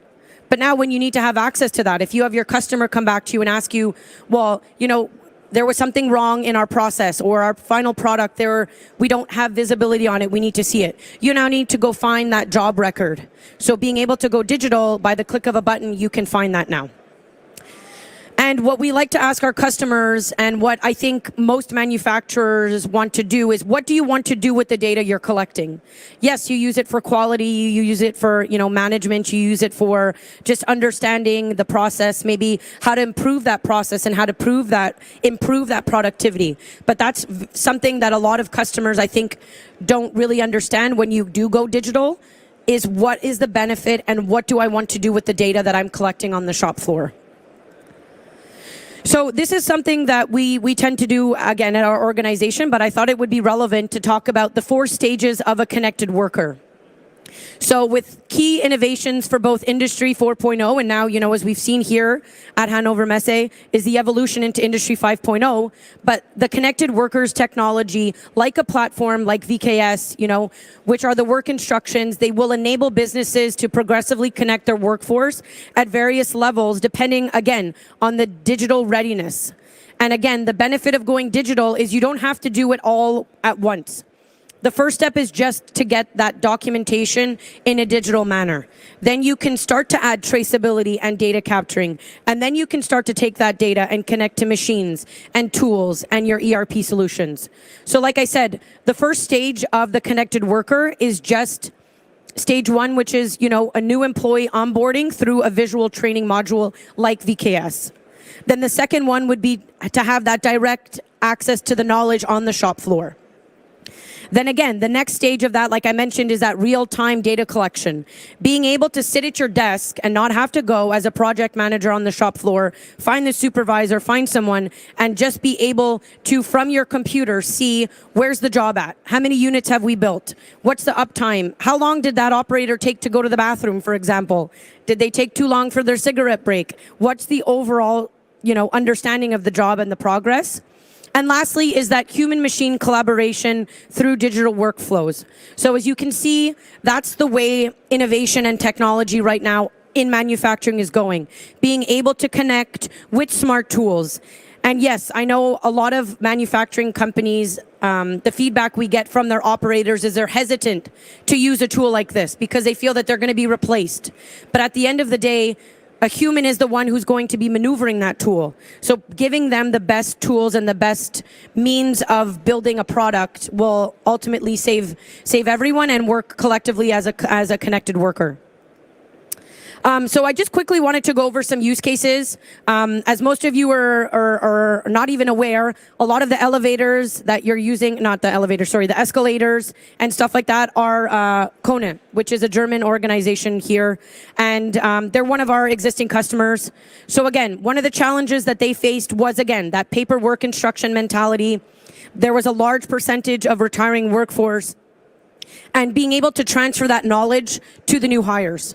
So a lot of the benefits that they were able to see with going digital was an increase in productivity by up to 75%. There was faster notifications for material. They were able to convey that message either from from, you know, the supervisor or the engineering team to the operator, as well as the operator to, you know, someone in quality, for example.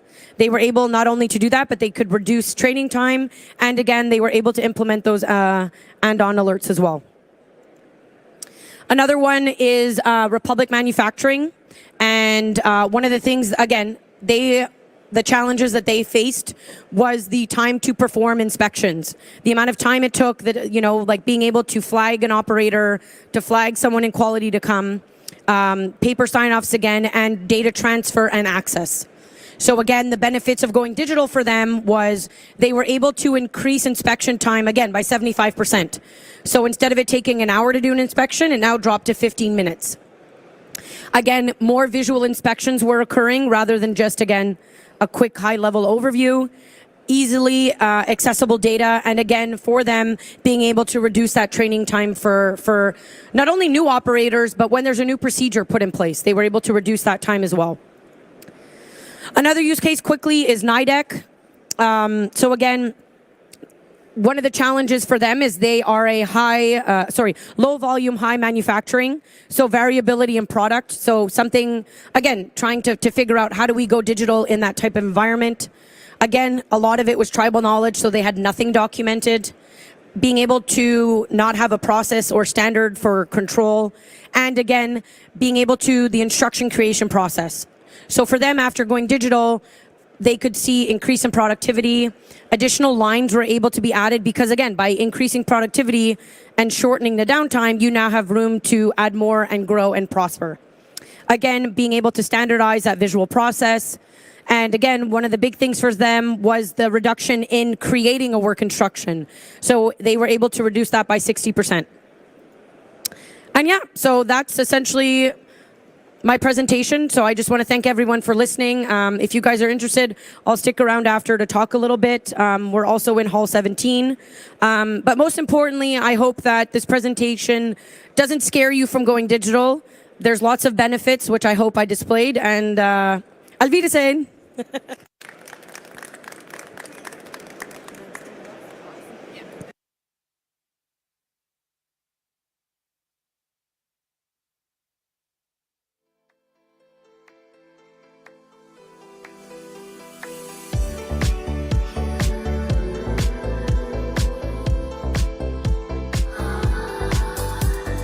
Lights still out and I can't be seen. Lights that I tried to swim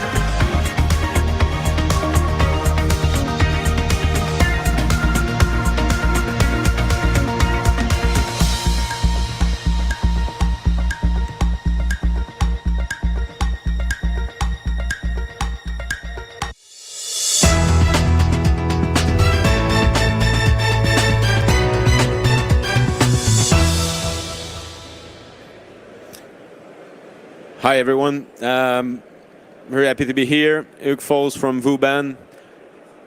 We have a cool subject today, which is three use cases in AI in the manufacturing world. So we'll try to inspire everyone. But before jumping in, we have a video of just to give you an idea of where is already the technology, and it's one of the last release from OpenAI, empowering a robot, and OpenAI, which is ChatGPT, of course, behind it. We should have sound, so if you listen.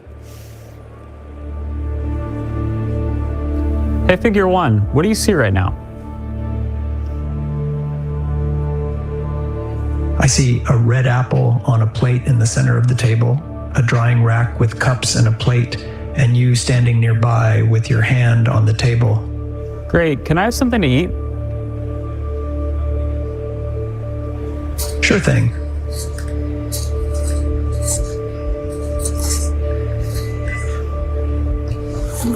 Great. Can you explain why you did what you just did while you pick up this trash? On it. So I gave you the apple because it's the only edible item I could provide you with from the table.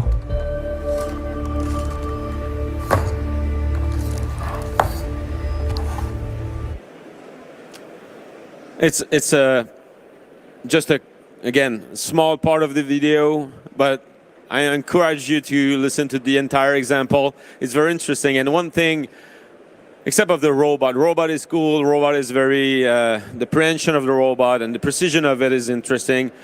But when we mix Gen AI with robot, that's what it can do. So when we think about the manufacturing world and how it can be powerful, clearly a lot of jobs, and we used to say AI is going to replace simple tasks.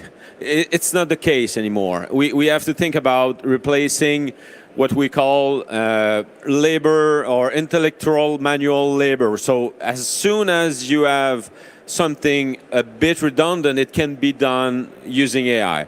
And in this example of a robot empowered by ChatGPT is also interesting when we think about the guy is also only asking for something to eat. And the robot, without no more request, no more precision in the demand, is giving him the apple. So, and when we ask to the robot why the apple, we call it explicability. In French, it's a lot easier, but in English, it's explicability of things. So explicability in AI is something very tough to nail. So we are there. So Gen AI is already capable of making a decision and relay and explain why this decision was made. So and further on in this video, you have a few other examples of the robot itself just telling the human if it was good or if the robot was good or not at a task that you've been asked to do. So we are at the level of automation that must and will transform all kind of industry. Manufacturing world, of course, must be part of it. So we are at Hannover looking around, and there is AI everywhere. But Gen AI is gonna be just like a tsunami in the next few years. Trust me. We are just think about what can be done, and that's why today I'm going to present you 3 use cases, 3 very specific use of AI, and one of it is sales prediction. Demand prediction is something so mature. We can predict with a very, very high accuracy the sales you're going to do in a year, in 12 months. And when we ask for, and this is a cool example in Canada, this stove builder used to ask his sales team for a forecast, as we all do. So we ask our sales team, how much you think you're going to sell in this area of this product.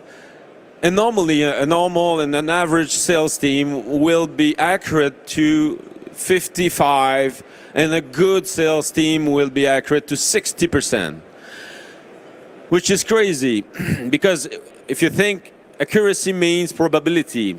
And then a probability of 50% is like flipping a coin.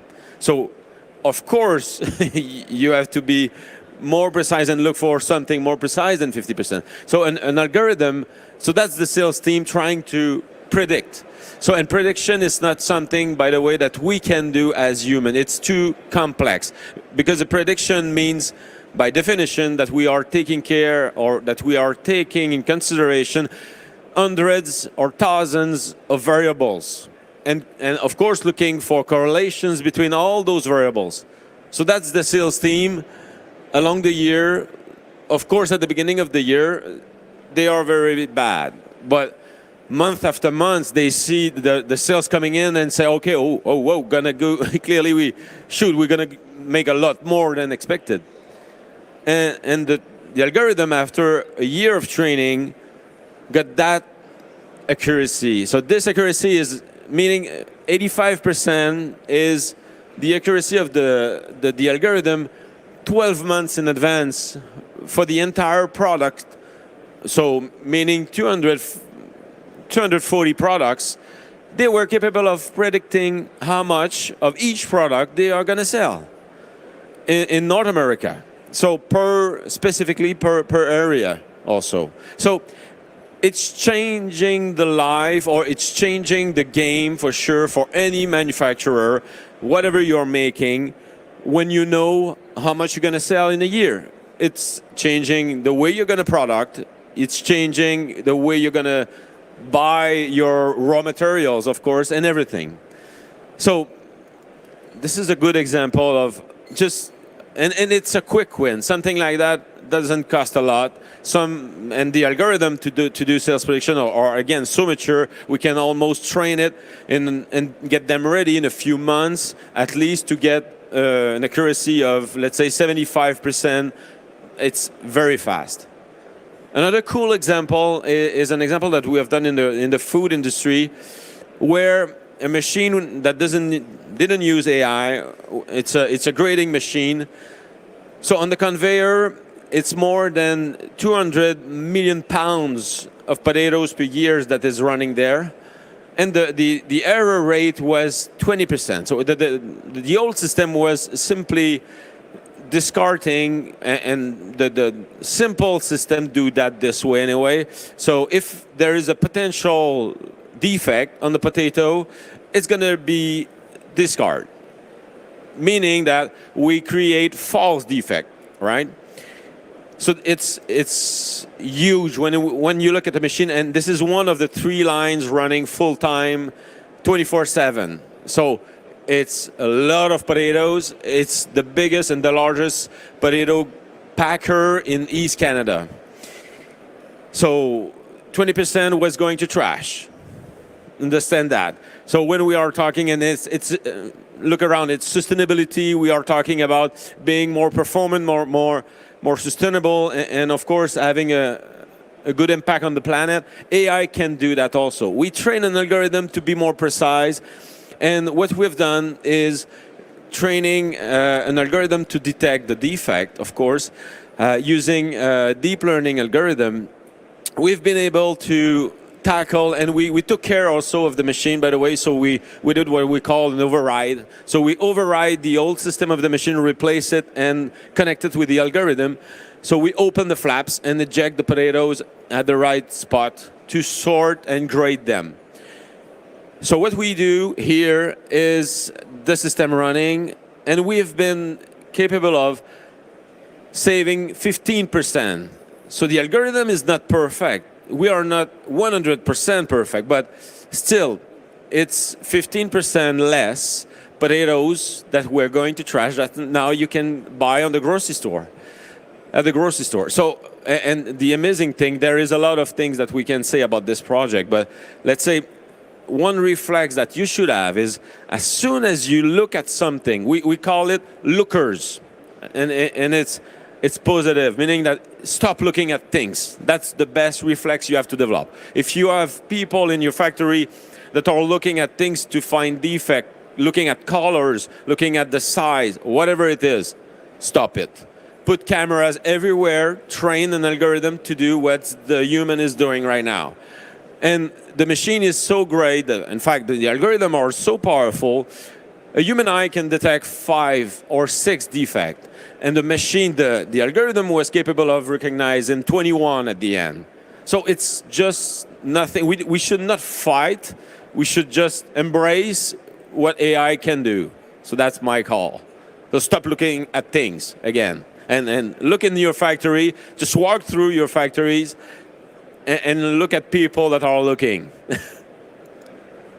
And replace them by machine and use those people to do more performant tasks. Optimization of material. That's something very, very powerful, and it can be done in many, many ways. So it's scheduling and planning. We call it operational research. It's a very specific category of algorithm, and operational research is so powerful because normally, I'm sure you know that, you have an ERP, you have an MES, you have a lot of systems, but none of them are scheduling or planning the right way. You always have human moving things using an Excel file in many cases to try, because we try, to produce the right order at the right time, also put in first place the right customer, and look at all the variables we have to consider, meaning the machine, the raw material we have, the stock, the inventory we should keep, everything, and trying to be as optimal as we can. It's impossible to beat the machine again. So those algorithms of operational research are running in real time, considering everything that you can put in the machine, meaning that if you put as variables in the system HR, you can, the guy that will call off for sickness at 9 o'clock in the morning and that will stock a machine because he's not going to be there, the algorithm will run and will produce the new recipe to ensure that you maximize and that you get, either way, the best productivity that you can get. So that's the kind of algorithm, and Chantier Chibougamau is huge. So it's 4 mill in north of Quebec and 1 paper mill in Ontario. So it's a huge company, and they are producing not only wood for construction, but also they have two other products. And they make decision, they used to make decision by human again, because there is, with 3 products, of course, you can transform the same 3. So 1 tree can be something that you're gonna, so a piece of wood to build a house, or one of the 2 other products that they produce. But which one do you want to produce? So that's the question, and the algorithm is answering this question also, meaning that looking at the price of the wood, the construction wood, they also gonna keep their inventory lower or not, and produce the right product. And the prioritization of everything is done by the algorithm. So operational research is powerful and something to consider clearly as a win. It was a sneak peek, so I promised you at the beginning that it was going to be short. It is. If you are interested to understand and to challenge your ideas about AI and what can be done or not, and it is a quick win or it is something very complex that is very costly, we organize what we call boot camp in AI. So it's 2 to 3 hours with 10 to 15 business where we shoot and we try to tackle what are the best first projects that you should start. So you can go on our website and just subscribe to those boot camp. We have done more than 300 projects so far. Vuban, I didn't present our company at the beginning. We are the largest firm by far with more than 200 employees. In AI, we are the largest firm in Canada. And let's say we have done so many projects working with the largest company in North America. We can help you probably. And we have a booth, of course, so in all 17, you can come and talk to us. We can showcase a lot of things. Today was just, again, a sneak peek, and I hope it was inspiring. Thank you, everyone.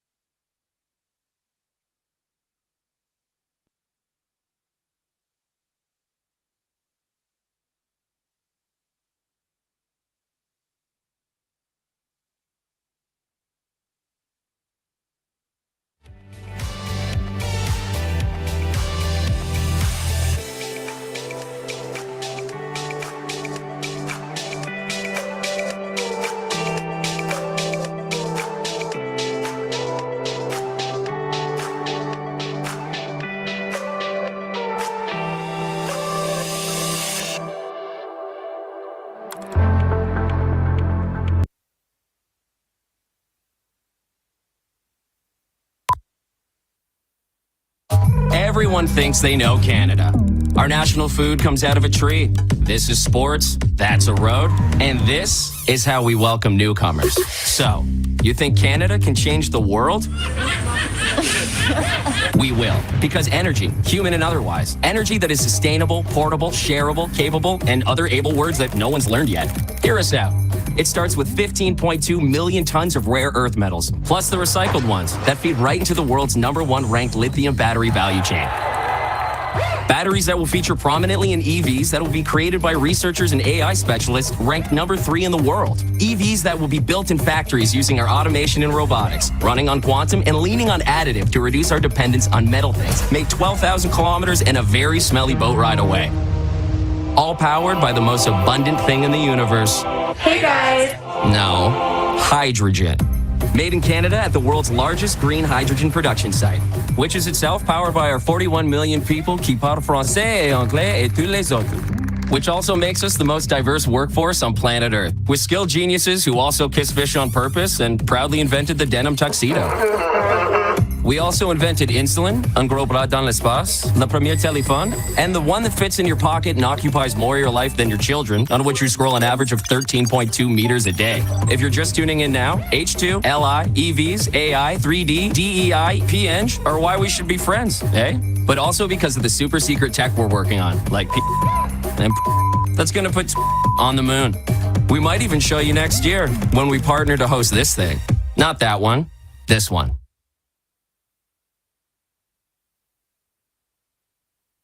Hi everyone, I'm François-Philippe Champagne, Canada's Minister of Innovation, Science and Industry. In 2025, Canada will be in the spotlight as partnered country at the Hannover Messe, the largest showcase of industrial technology in the world. Hannover Messe, c'est plus d'1/4 de million de visiteurs du monde entier qui viennent chaque année découvrir ce qu'il y a de nouveau dans les domaines de l'automatisation, de la fabrication, des applications d'énergie alternative, de la mobilité électrique et des solutions numériques, y compris, bien évidemment, l'intelligence artificielle. As host, we will be proud to show the world the leading research, technology, and manufacturing capabilities that Canada has to offer. Together with our highly skilled workforce, rich natural resources, and clean energy, Canada is quickly becoming the green supplier of choice to the world. Que vous soyez à la recherche de partenaires en innovation, de clients, de fournisseurs ou de travailleurs hautement qualifiés, Hannover Messe est l'endroit où faire des affaires. Our Team Canada partners at ICED, Global Affairs, NGen, and the German-Canadian Chamber of Commerce will be there to assist you. So join me at Hannover Messe this year and next as Canada takes center stage in the exciting world of advanced manufacturing. I look forward to see you there.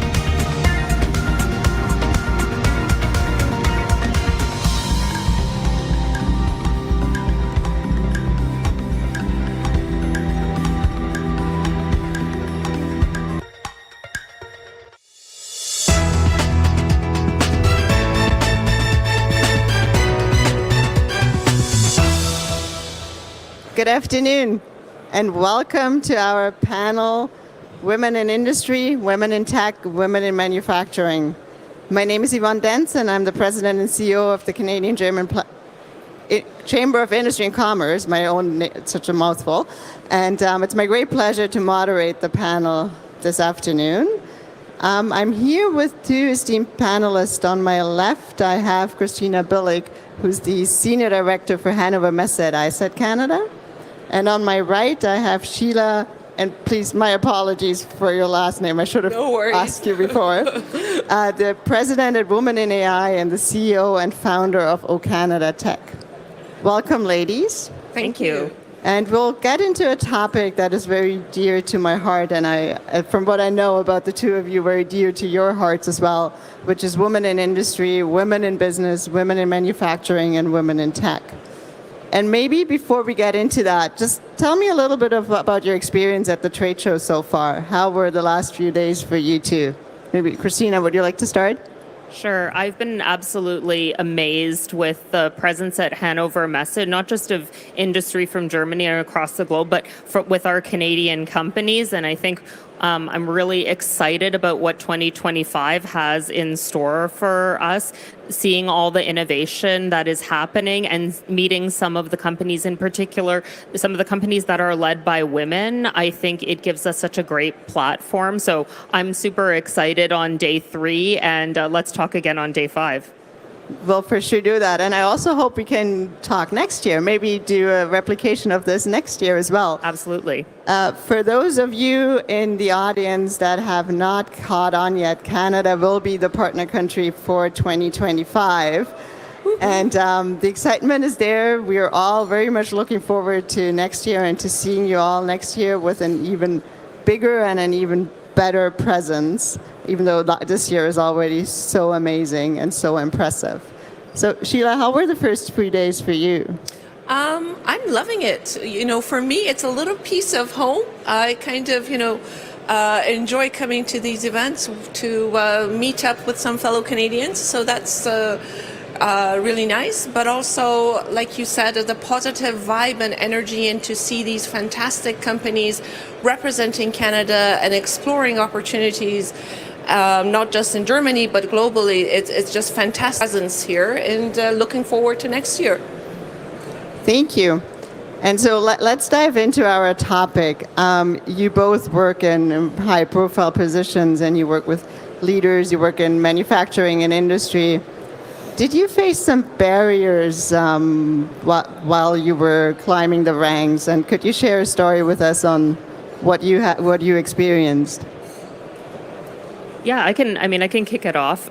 So from my experience, I wouldn't say I faced overt barriers, but I definitely faced a lot of assumptions and biases. And so, for example, I worked in Germany from 2007 to 2010, and I've always worked in very male-dominated spaces and sectors. But I often had the experience where people assumed my husband was the diplomat or the senior leader, and even after he corrected them, they still addressed him.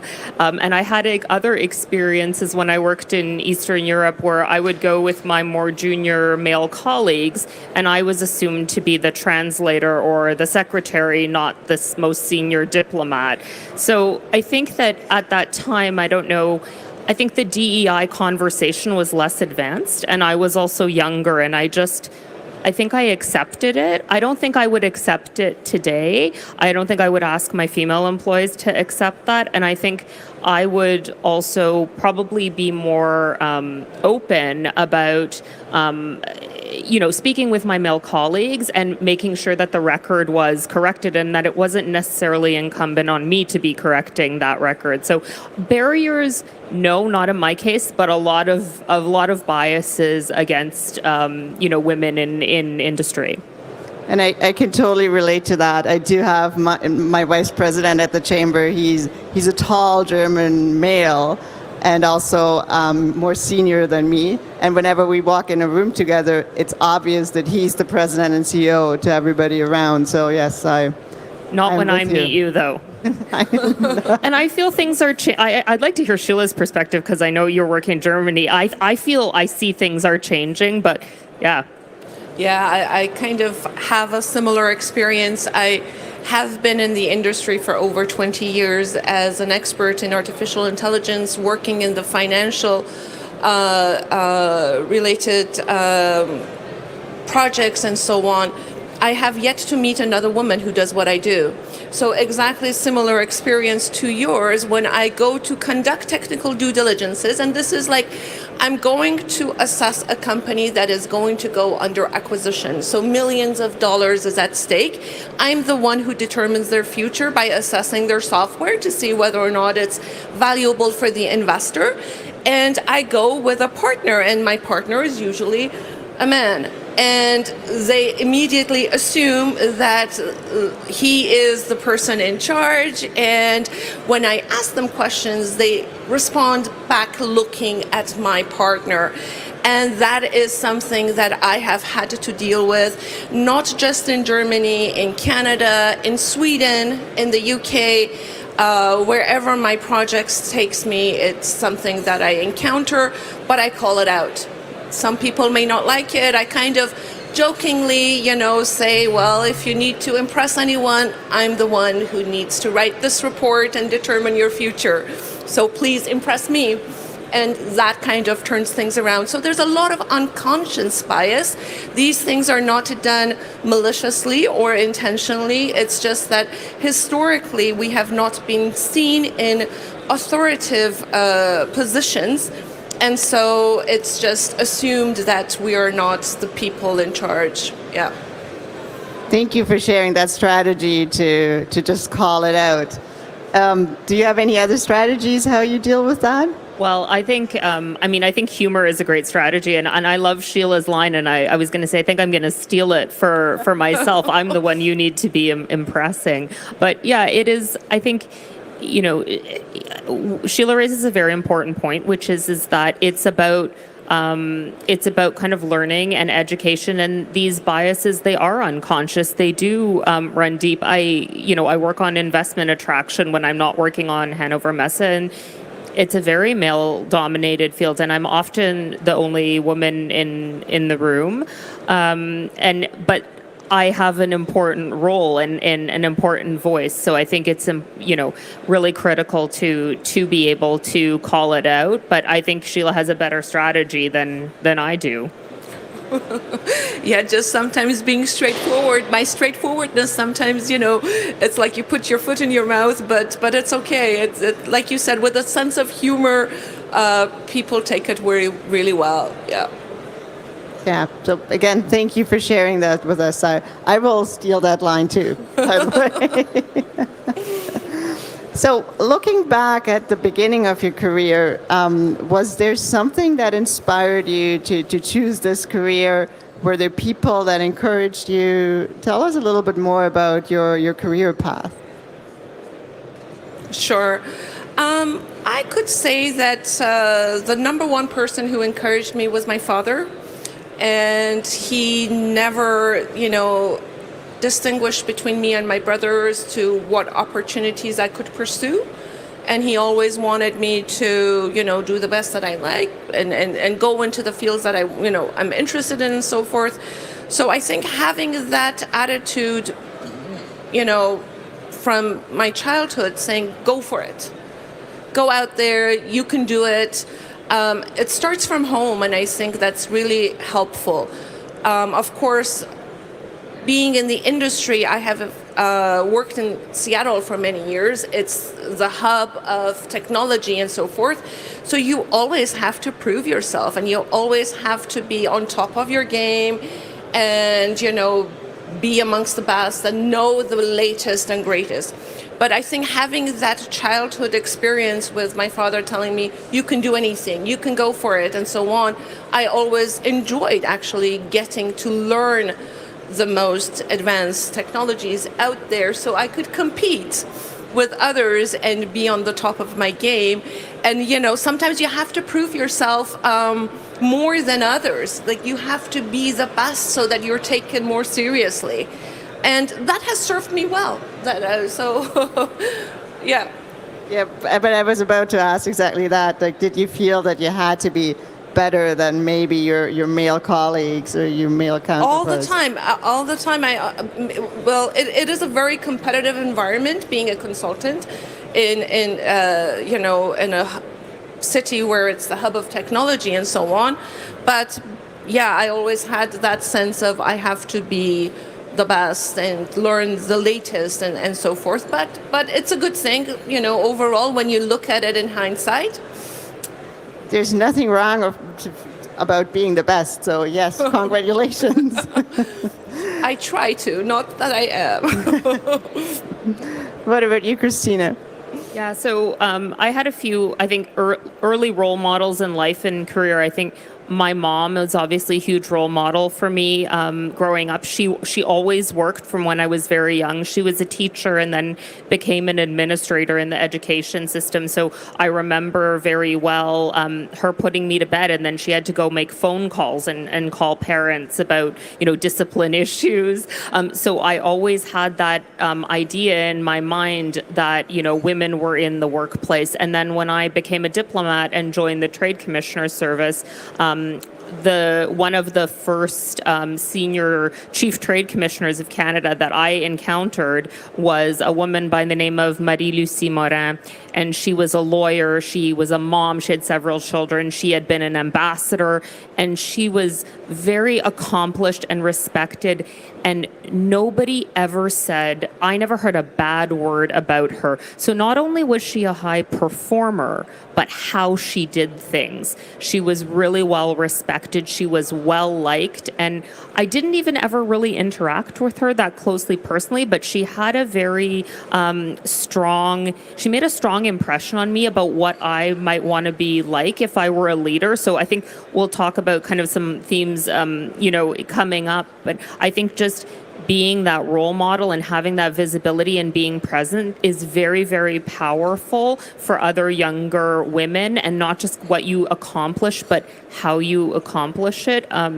More recently, I've been really lucky to be mentored and sponsored by women in kind of the government where I work now. So, but definitely there were early role models who shaped my view of what being a woman leader could be. Thank you. And you mentioned so many things that I want to pick up on. But first of all, we share the experience in growing up with a mom that was a teacher. Same here. And so for me as well, my mom was the absolute role model. And also parents who shared the parenting duty and all of that. You talked about the leadership style of one of your role models. Do you believe that there's a difference in leadership style between male and female, and what do you think is really the strong benefit of bringing more female leaders into a workplace? I mean, I can maybe start off, and then I would love to hear Sheila's views. I mean, I think what we're seeing now, even in trends in leadership, there's this real switch to the servant style leadership, whereas the leader, you're not there for position and power, you're there to serve your team, and then they perform very highly. And I think that women have that natural tendency towards that style of leadership. So I think, women are natural collaborators.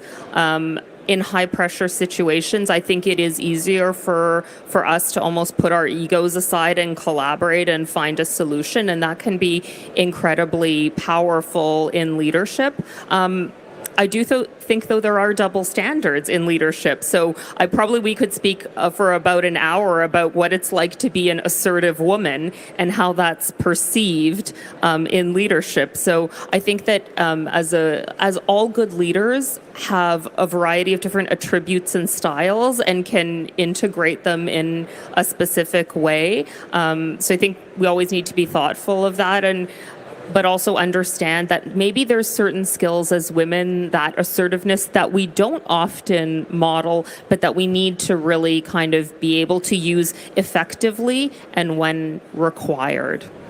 But it's a learning journey for me as well. Same for me. And there's many things that you just pick up on the way, and it never ends. But then life is all about learning, isn't it? So. Yeah, I think one thing I wanted to touch upon, which you mentioned, having a role model, that is so important, because as you know, I lead this nonprofit charity organization called Women in AI and Robotics, and we started this organization to promote AI and robotics to women. There's a shortage of talent, women are the untapped talent, and so forth, and I thought, the silly me, that all we need to do is have some workshops and get women interested. But then I soon realized that the interest is not the problem. It's the barriers that we have in society that we need to overcome to be able to get into those types of positions in leadership and so forth. When I hear the word empowering women, it kind of annoys me quite a bit, because we don't need to be empowered. We need to be given equal opportunity for equal pay, and that is what I'm after with my charity work and so on.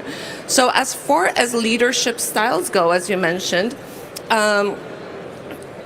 again, there's sometimes an assumption made, and I have been approached by many German organizations saying, Sheila, can you conduct a workshop? We want to increase the percentage of leaders in our organization.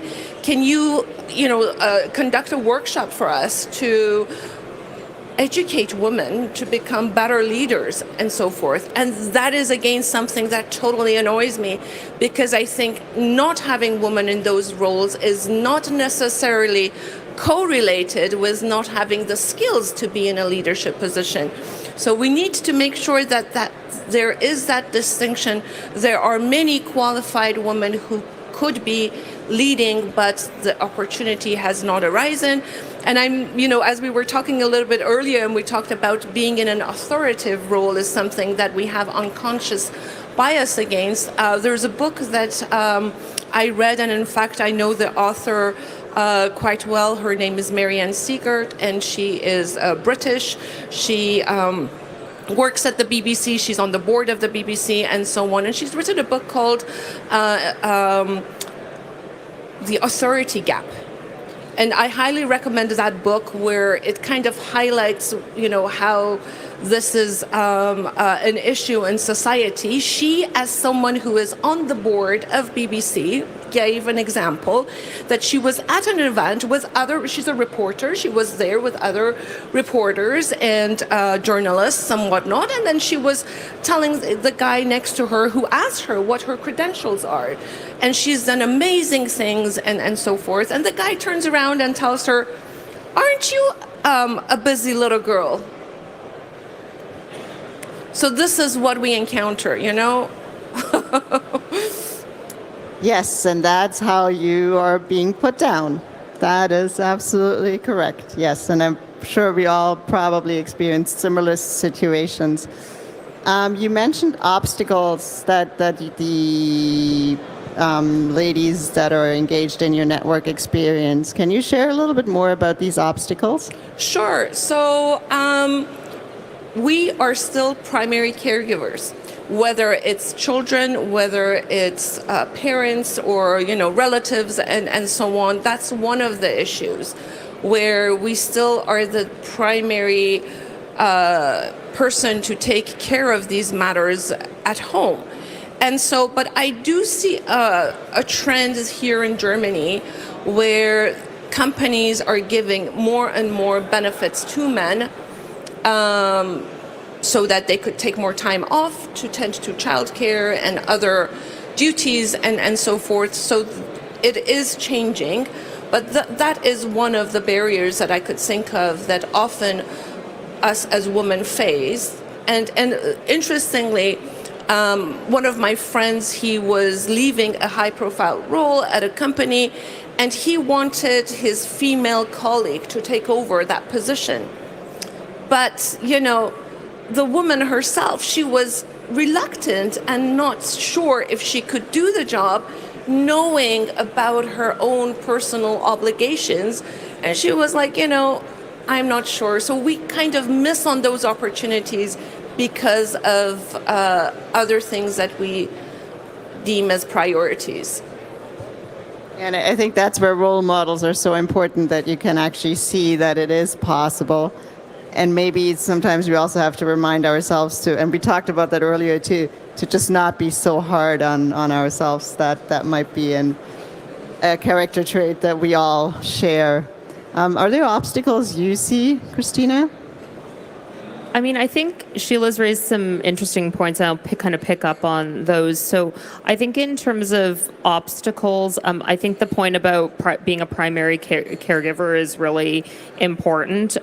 Just as women are a strength in the workplace and bring different lived experiences that can help solve challenges, that lived experience means that they need different types of supports to be able to succeed. And what I've noticed in the government, I think it's the same in the private sector, is that often policies, whether they're, where you're working, when you're working, how you're working, they're considered in isolation and without this type of intersectional lens of the different lived experiences of your employees.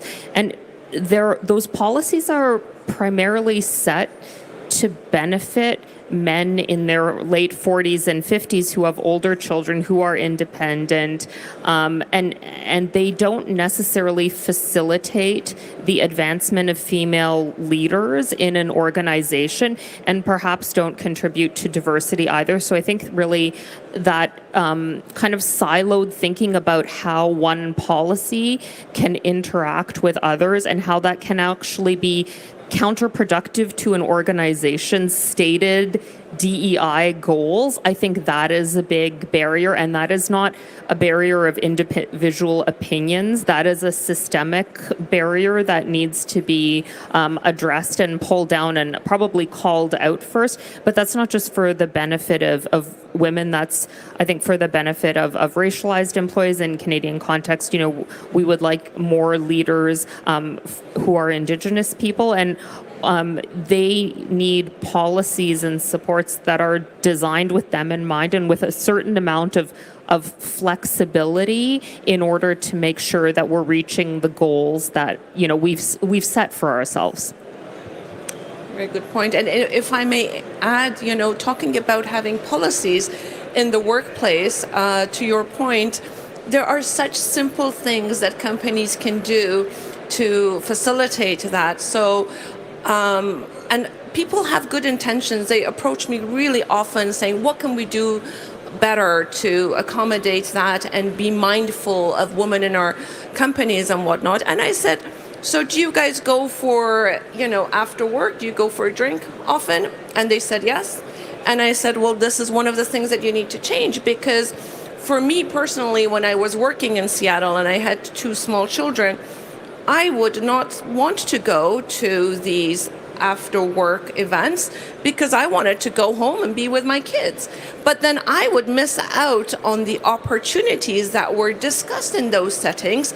So then the men go and form a buddy-buddy, group together, and they bring up these amazing projects, and the projects goes to the people that they've talked to them about. So it's not anything, again, intentional, but they don't realize that when we're not present and at the table to provide our insight and input, then we miss out on those chances and opportunities. So I said, why don't you guys, for example, set a Friday, maybe at lunchtime, maybe at a different time, do a breakfast together, do something else together at work or during the working hours, so that, people don't miss out. And just one small little thing really helps make a difference. I like that. We are already talking about solutions. Any other ideas on how we can solve this? I believe you're all well aware of the fact that there is not one size fits all, and also probably nothing we can implement today that solves it tomorrow. But let's just float some ideas, what else we as women and also male leaders can do to empower us. I mean, I think a lot of it comes down, a few points. So first about organizational culture, and you have to create a culture where women want to stay in the workplace and women thrive, because you can have amazing recruitment policies and recruit very talented women in, but if you don't have a culture that is supportive of their aspirations and that has those policies that enable them to succeed, then you will lose them out of the organization, and you will kind of never maximize the return on the investment that you made. I think the other important factor is how you recruit leaders, and I don't just mean female leaders, I mean all leaders, in particular male leaders. What are you putting emphasis on when you are recruiting male leaders? Because we should have balance, but I think that's important to consider. And not only who are you recruiting, but how are you measuring their performance? So if you're only measuring performance on what results they're delivering and not how they're delivering results, if you don't have any hard targets in performance reviews about mentoring or sponsoring up and coming leaders, whether they be whether they be women or from other underrepresented groups, unless you kind of really walk the talk of inclusion, you're never going to get there. But I think senior leaders are a huge part of that organization. And I've actually been really lucky to have had that type of informal sponsorship. And the majority of it has come, deliberately or not, through male leaders who have given me that opportunity. Now, if we could select more of those types of leaders, then I think we would be kind of well on our way to solving some problems. But I'd like to hear Sheila's views. That is a great point, because to add to that is really what needs to happen if we want to see change. Gender inequality is everyone's problem, not just our problem. So with our organization of Women in AI and Robotics, we have a lot of volunteers, but then a lot of times I think to myself, why are women, again, working towards getting what is rightfully theirs? And we should have men in the game too. So in fact, we do have, men on our board, we have men as volunteers, we have men as our advocates, and this has really significantly helped us reach those who are not yet on our side in terms of opening up the door, being more collaborative with diversity in general, not just women. So that is a really great point that we need to. And the thing is, you mentioned what we need to do to make some changes. And I think that we need to help our daughters and sisters and, the young girls to have that level of confidence to go for it. I'll give you an example. So a couple of years ago, I was organizing a panel at Automatica in Munich, the robotics event, and I wanted especially to have a woman roboticist on the panel. So I had the chief marketing officer of KUKA on the panel. I had some other high-profile people on the panel from the German aerospace and whatnot. And I found a woman roboticist in our community. It was very hard to find her because she had not indicated that she has a PhD in robotics on her LinkedIn profile, which I gave her an earful about that. But anyways, I finally found her and I invited her to join, and she was reluctant to come because she thought she may not be qualified enough. And this really, really annoys me. And I'm like, you got a PhD on this topic. You're an innovator. You're good at. If I come knocking on your door, then you need to be confident that I see you as, good enough to be on the panel. So this is something that I push and kick the woman in the butt in our community quite often to go for it. There was another woman who was from India, and she was invited to go to an event and present in German. And she was very reluctant to go because she said, well, German is not my first language. What if I make a mistake? What if I don't know, what they're asking me with the questions and so on. And I said, switch to English whenever you feel uncomfortable. That is perfectly fine. So anyways, with a kick in the butt, she went to that event, And she got a standing ovation. She did so well, and the things that she said and so forth. And then ever since, she's one of my favorite person to go to send to the events as a speaker and so forth. But sometimes they need someone to help them and boost them from a perspective of having the self-confidence that they can do it. If I can just jump in there, we're not even, Yvonne, we're not even letting you get a word in edgewise here. I'm very much enjoying that, actually. Sheila and I have been corresponding, so this is just such a pleasure to be on a panel with her. I think even you were talking about authority gap. I think there's also a confidence gap, and I even see it. I have the pleasure to have a lot of young analysts on my team, and chatting with some of the people in my management team, some of my direct reports. We've even noticed the difference. Even coming out of university, the men still come in with a lot of confidence, a lot of chutzpah, like into the role, and we have women who are junior analysts, equally talented, equally competent, and then you sit down with them and they're like, well, I have imposter syndrome, which I think we all feel in different ways. And I think you're right, Sheila, it's important to have women who are visible and women who kind of sit down with them and kind of talk them through, okay, you say you have describe what your imposter syndrome looks like, because it doesn't look the same for everybody. It's highly driven by lived experience, your cultural background. And I think if you can kind of talk that through in a practical way and give strategies to boost their confidence, it's really important, because that confidence gap starts off early in the career.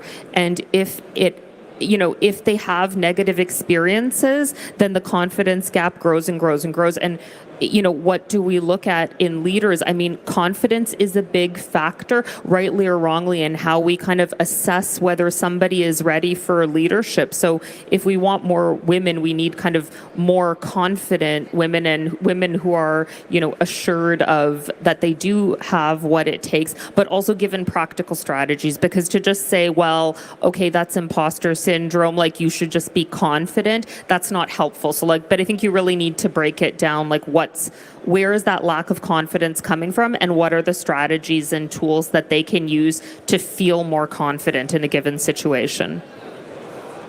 Do you think there's anything the society, the education system, maybe also like the assessment centers in the companies could do to help with that gap? Because I can see how we can work on it on a one-on-one level, but how do we address it in a broader sense?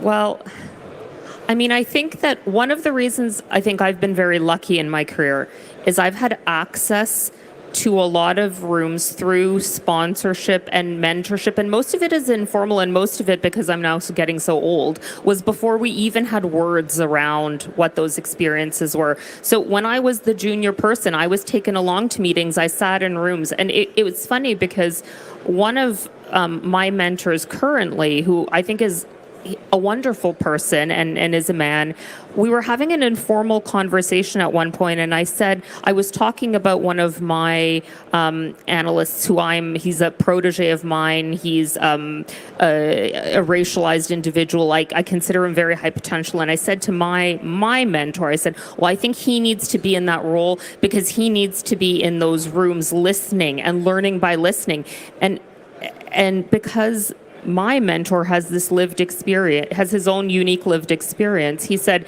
he kind of laughed it off. And I thought, well, maybe it wasn't important. And now what I realized in hindsight is, as a white man, he's never had to worry about having access to the room. He's had access to all of those learning opportunities by watching senior leaders, how they interact, how they compose themselves, how they handle those difficult negotiations. He's never had to fight for access to those spaces. He's just always had them, right? But that's something where if you can learn so much just by observing senior leaders, but if you're not in the rooms that matter, even if you're junior, even if you're the note taker or the person who's just kind of listening, you're never going to learn, and your confidence gap will grow because you will not have the knowledge of how to comport yourself in that situation when it's your turn. So I think really holding also leaders accountable for taking identified kind of proteges along to meetings and putting them in the room. And that's hard because inclusion is about seats at the table. And you know what the hardest thing as a leader is? To get up and give somebody else your seat at the table. And to look very critically, if your entire delegation is a bunch of white men, it doesn't matter how much DEI you do at the ground level. If everybody at the top all looks the same, you're not living really the values that you're espousing. To your point, when I see photos on LinkedIn of companies or universities, and majority are men, and I'm like, does anyone else see anything wrong with this? Why? Looking at these images, you're portraying that there's something wrong with this picture, but not a lot of people consider that as something wrong. And that's the thing. I think we need to, like you said, giving the seat up is not easy. But there was a statement that the director of United Nations, Antonio Guterres, said. When it comes to gender equality, he said the time has come for women to take it, not to be given it. So we need to stand up and make these requests. If you don't request to have the high-profile job, if you don't request to get the position that you think you are qualified for, nobody's going to hand it to you on a silver platter. But getting the woman to get that level of confidence to speak up and say, hey, I want this, that is something that is difficult. It needs to be nourished at home, at school, in society, and so on. And we have a long way to go to get there. Yeah. And I think I notice I've seen a lot of young women come and sit down as we've been talking, and I love that. And I do think that my lived experiences where my male colleagues just get offered, I need to ask. So you got to get real comfortable going in and asking your boss for it and being very direct about how you need to be set up for success, because their lived experience may not be automatic for them, but you're going to probably, because we're not where we need to be, you're going to need to ask for that, whereas others might just be handed it to them and maybe handed something for far less work and far less effort. And you think I have some girlfriends who are also, kind of powerful in their careers, and you build those networks. And I said to one of my friends, how much better do I need to be than the next average guy? And she said, we've been asking ourselves that for years. So you're going to have to ask for it. You're going to have to work harder for it. Unfortunately, that's still where we're at. But I think we have solutions, some ideas about how we can make it easier and how we can pull the barriers down. And I'd like to share a story. So many years ago, I was working in St. Louis, Missouri, of all places, and the time came for promotion and I didn't get it. So I was, upset about it. I went all the way up to the VP level and I said, I've been working very hard this past year. Our clients are very happy and satisfied with the support that I've given them. And why didn't I get the promotion? And then he said, who are you? And I'm like, well, I'm in your org. Why, you don't know me? And he said, I've never heard of you. And I said, well, I thought you had. And he said, it's your duty to get yourself known to me because I don't know you. And I said, okay, how could I do that? I don't report up to you. Well, he said, you see me in the elevator, you see me in the kitchen, you see me here, there. You could start up the conversation and let me know because I had no clue what you were doing. So then after that story, for the following year, what I did was I started a little folder of testimonials from the customer giving me kudos for job well done and gathering data and evidence to go in and say, okay, it's time for a promotion and this is why I think I need to get it. So these are some practical, tips that you could take away with you to keep track of your accomplishments. It's okay. It's not bragging when you shed light into what you have accomplished, and especially when it comes time for a promotion. There's one topic that it's in the back of my mind, but we really haven't explicitly talked about it. It's like this whole bonding. I find if you go into a room with especially male executives in Canada, they bond over hockey. In Germany, they bond over soccer. And you're always standing there, and they, first of all, always assume that you don't know anything about it, and that it's not even worthwhile to talk to you. And whenever I'm in this situation, I'm really wondering, so where do I fit in? Like, what is my strategy to make my voice heard, or to also make them known, hey, first of all, this is not the topic to talk about, but also, how do I bond with them? I don't have a good strategy to this day. Maybe you can shed some light on that. This is a great example, Yvonne, because I remember every Monday morning when you go to the office and you hold a conference call, everybody's talking about the game last night, and you could, maybe you're not into this stuff. So how do you contribute to the conversation to create that bond? I don't have an answer for it other than getting into it, and I honestly didn't get into these things until my son dragged me into the topic of hockey and soccer and all that, and I learned through osmosis about these things. But that could be a start, or finding some other it's hard at the workplace because politics is kind of forbidden. So that's a favorite topic, especially in the U.S. when I was living, and there were elections going on and so on. And so it's difficult to find a common ground with others. I don't have a good answer for that one. I think it's easier if you're a woman and there's kind of a group of men that you interact with in a group setting, if you can start to build some of those relationships bilaterally and find the commonalities. So, going out with one of your male colleagues or a male, for kind of just for coffee during work hours and having a chat and finding some common ground.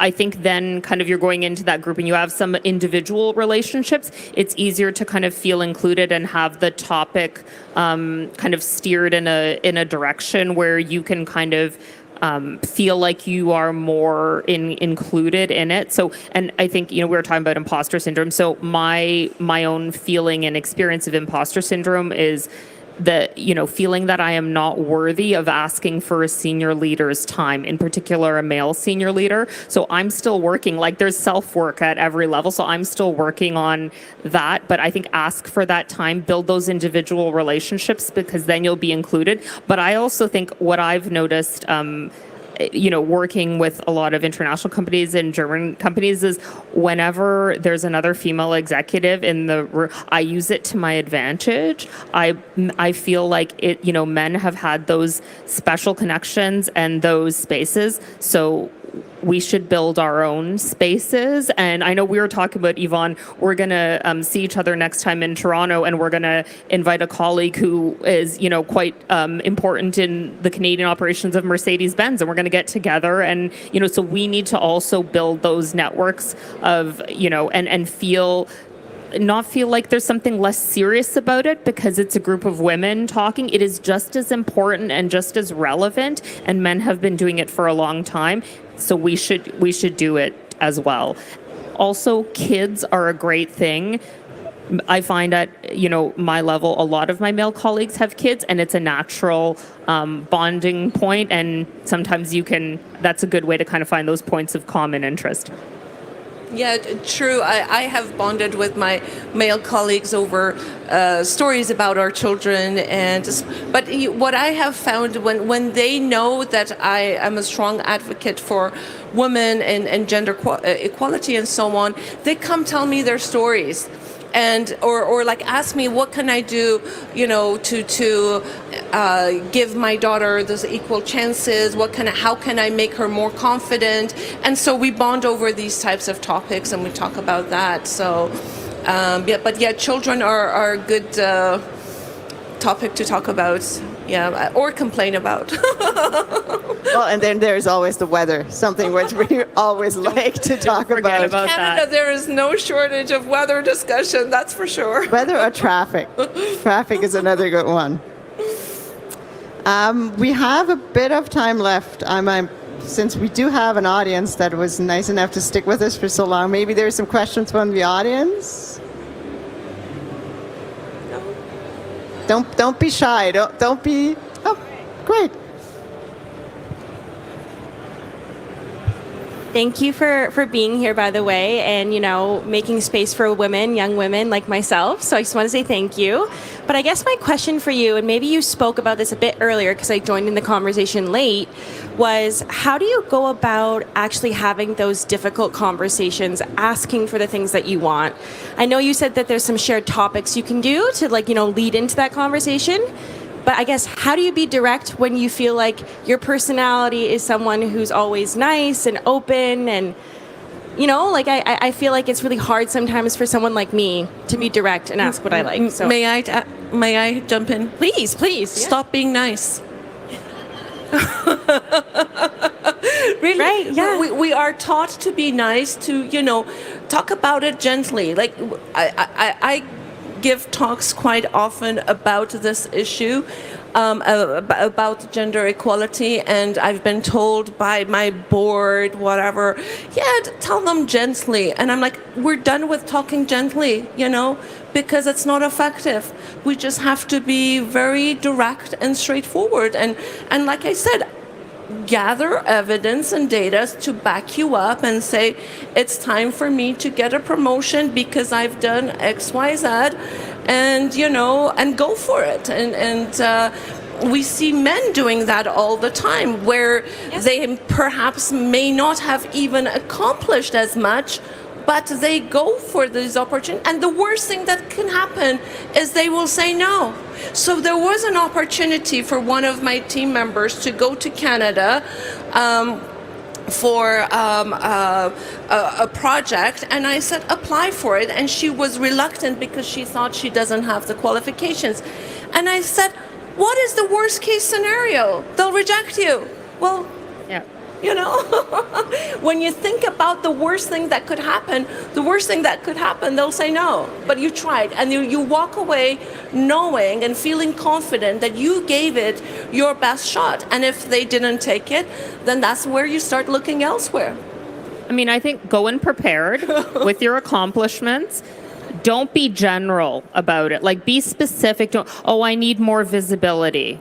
Well, don't leave it. I need more visibility. You know that senior management meeting you go to every week? Can I come along and sit in on the meeting? So you need to be really specific about what your expectations are, because we talked a lot about people, it just might not occur to people. And I get really up in my own head as a leader. And I told my employees, look at my calendar. Is there a meeting you want to go to with me? You got to speak up and tell me. And if it's really not appropriate, I'll say no. But I would say 80 to 90% of the time, I end up taking the person to the meeting with me. So you just need to be really direct about, don't go in and make general statements. I need more visibility. I need growth. I need what does that look like for you in a specific way? And then, come in with ideas of what that looks like, and can we make that happen, and kind of put the onus on them, and then follow up. Can we have a conversation in 2 weeks about it? And so you have to also kind of hold, just as a leader, you need to hold yourself accountable. I expect employees to hold me accountable for what I've said.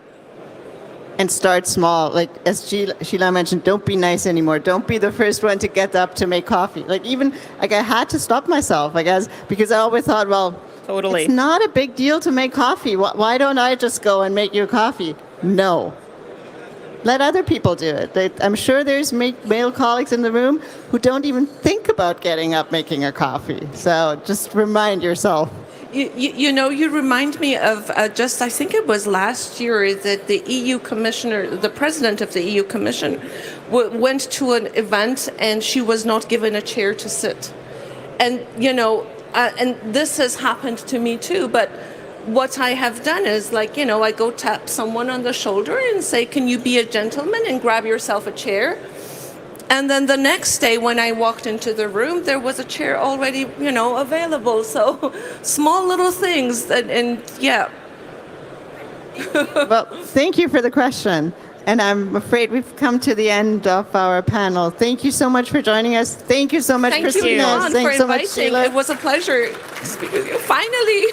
Finally, we meet. Thanks, brought together by Yvonne, as always.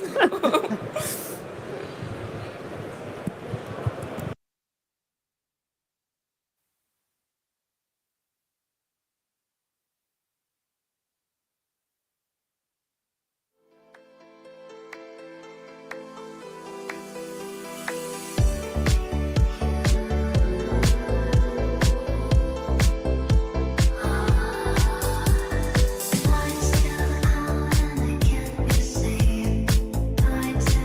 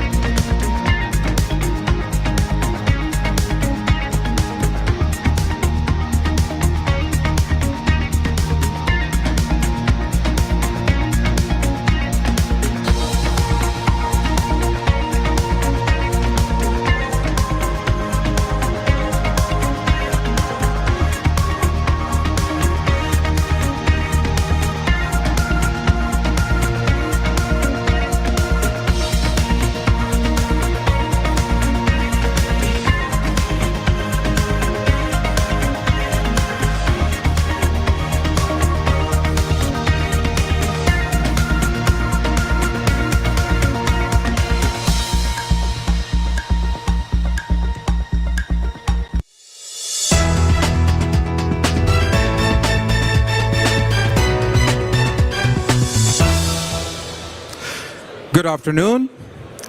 My name is Mohammad Imran, and I am from Saskatchewan, Canada. For the next 15-20 minutes, I will be very happy to share what we are doing at Saskatchewan Research Council. And I will try my best not to bore you with the rare earth processing facility. So let's see how it goes.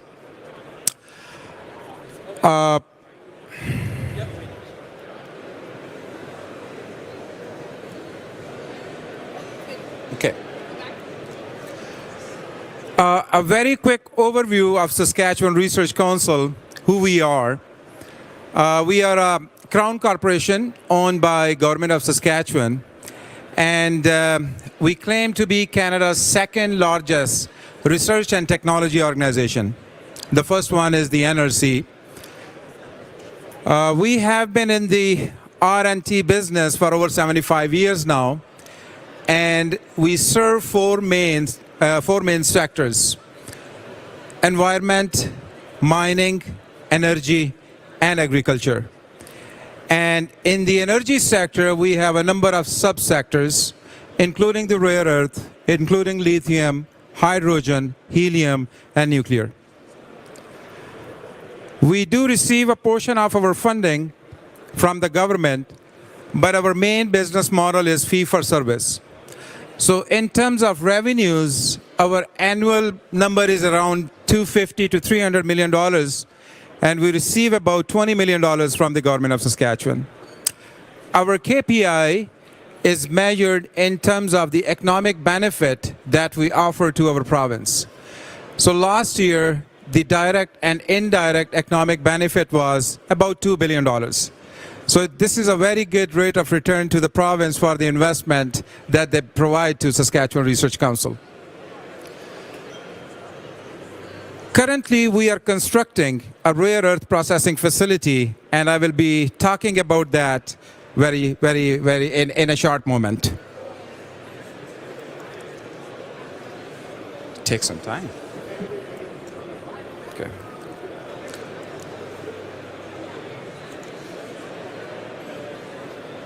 Sorry for that, it's taking a little bit time. So we offer our services around the globe. We have about 1,500 clients in 27 countries, and this slide shows the location where we are currently active in terms of our services. Now I will jump into the rare earths. This has been quite hot topic for the past 2-3 years. Rare earths are part of the critical minerals, and like lithium, cobalt, nickel, rare earths have very significant importance. If we look at their application in the modern technology, the rare earths are being used in almost all the modern technologies, whatever, even in our clothes, in watches, in cell phones, in electric vehicles, wind turbines, you name it, you will find one component or the other component of the rare earths in those. Going forward, the major application of this critical mineral is going to be in the EV sector as we foresee it today. Also in the wind turbine sector, or in other words, in the energy transition, these rare earths are going to play a very important role. The chart that you see here on this slide, it is showing what are the expected growth in this sector. In the 10 years, we are expecting that the growth is going to be at least 70 to 80%, but it depends how we look at it. One thing where rare earths are considered to be very important are in robotics. And if you talk with the Japanese companies, you will find out the robotics are going to be the future by 2050. So even there are some predictions that their rare earth use can increase by 500% in 20 to 30 years. So the question is, how we secure these critical minerals in today's date and how we reach to that demand in the next 10, 15, 20 years. One cool fact with the rare earth is, as the name states rare, the rare earths are not rare. They are present in almost everything what you can think of. For example, even the rare earths are present in seaweeds. They are present in the tailings of other critical minerals. but the rare component is associated with the concentration of these rare earths at which they can be processed, and that is a challenge.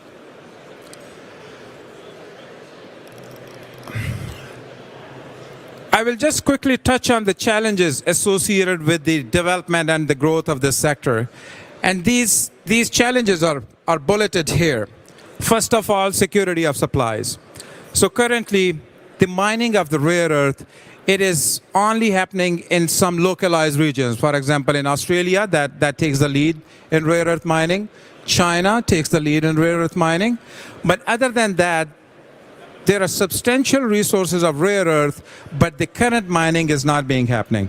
So the security of supplies is an issue associated with the rare earth. The next point is the know-how. The know-how relates to the technical challenges associated with the development and the growth of this sector. In the past 20-30 years, China has invested substantial resources in the growth of this sector, and that is one of the reasons, if we see on this plot, China does carry about 90% of the market share across the whole supply chain. So the supply chain of the rare earth, as I mentioned, it starts from the mining, and the first step is to separate these critical minerals from the impurities. The next step is, which on this slide shows as a mineral processing and hydrometallurgy. The next step is to separate these individual rare earth, which is typically called as the separation.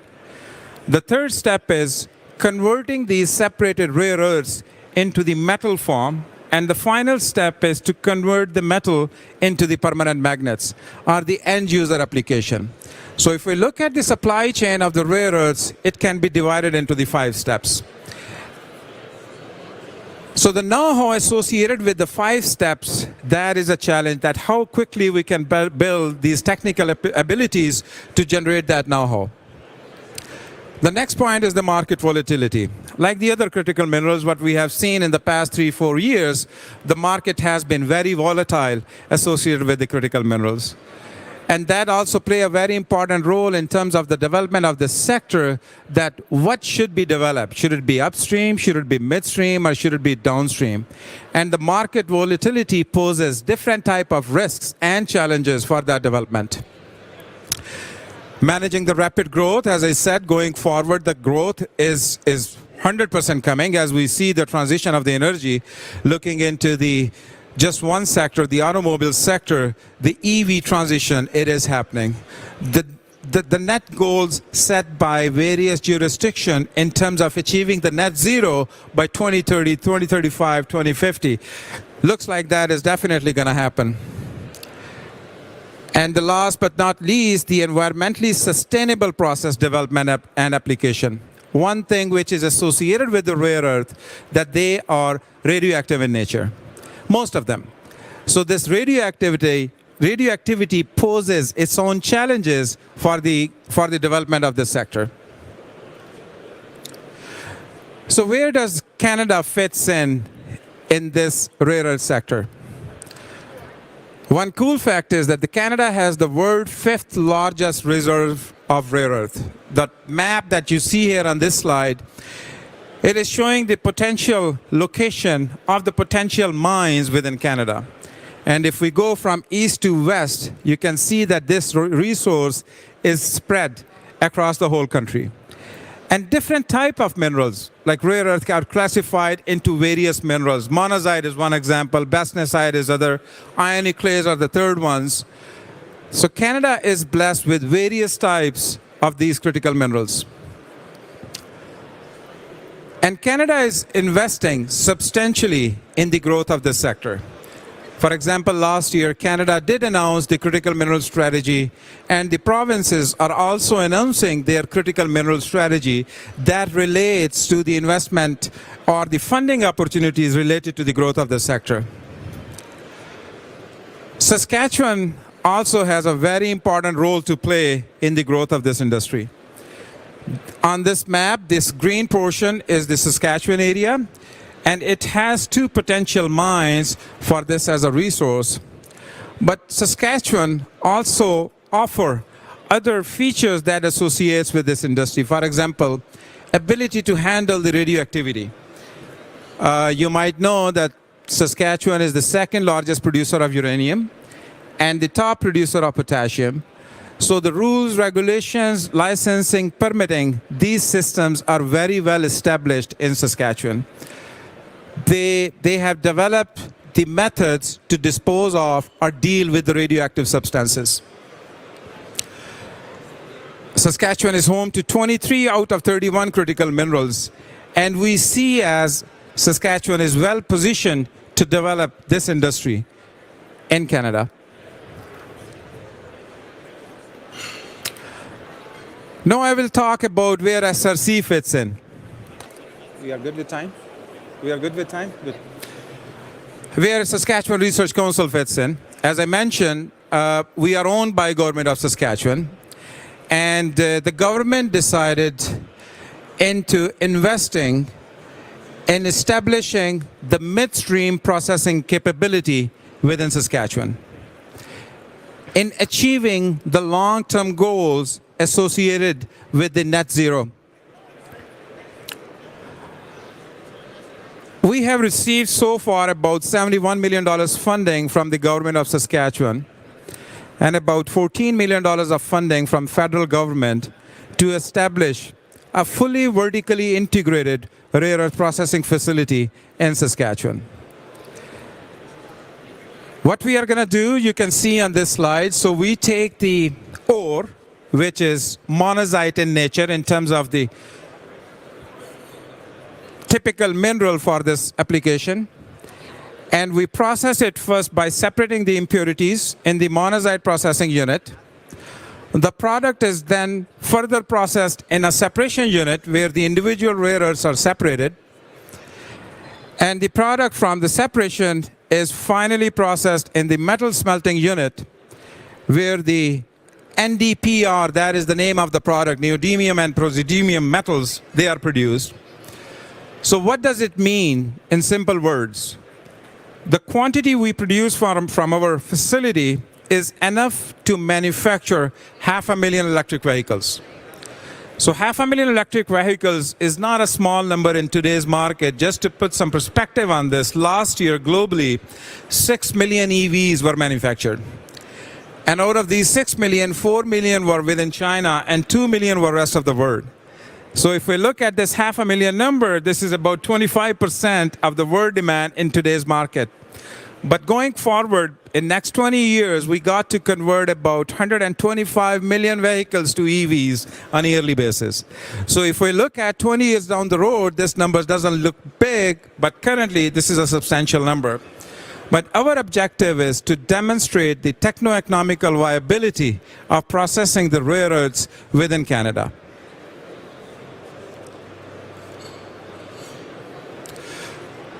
Our main focus is to ensure that this facility will be one of the most environmentally sustainable facility in the world. And to achieve that, we have invested over 40% of our capital in ensuring that not a single drop of liquid will be emitted to the environment. So we have the capability to recycle 100% of the processed water and 100% of the processed chemicals. We have also invested substantially in terms of saving the environment for the emitted gases. So we have invested a lot on the scrubbing system, on the filtration system, so we can recycle all the processed dust and all the processed waste. Going forward, we are looking into powering our processing facility from the renewables, and that is the plan to be achieved by 2030.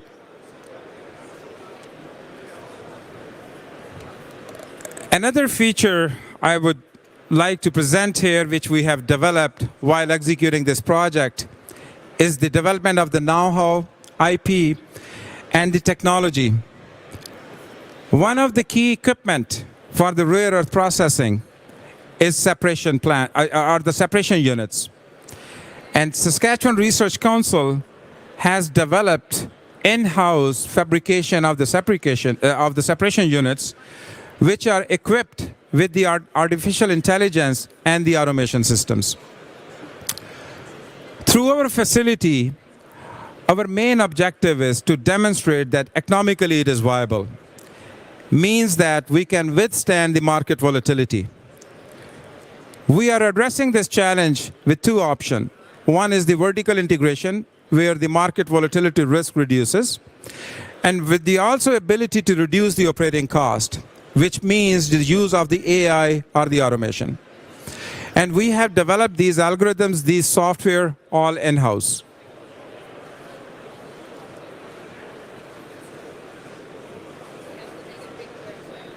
Come on. Yeah.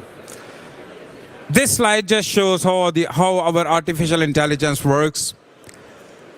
The required instruments to generate the data that feeds to the AI brain is also developed in-house.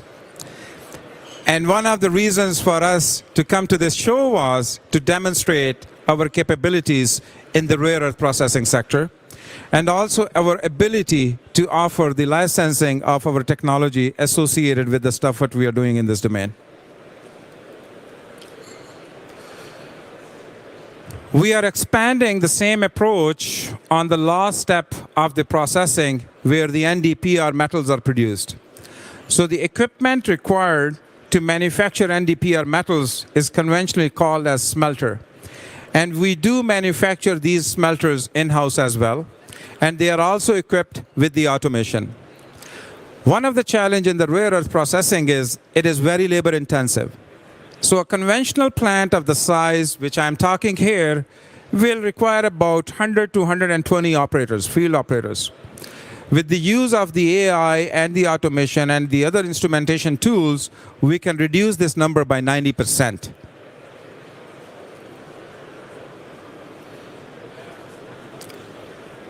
What is our vision going forward?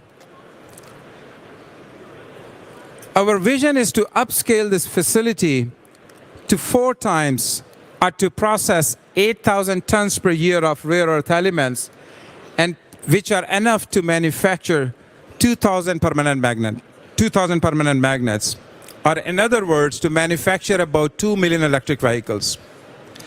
So our very short-term objective is to get this facility up and running by the end of this year, 2024. And within the next 2-3 years, we will be looking into upscaling it 4x.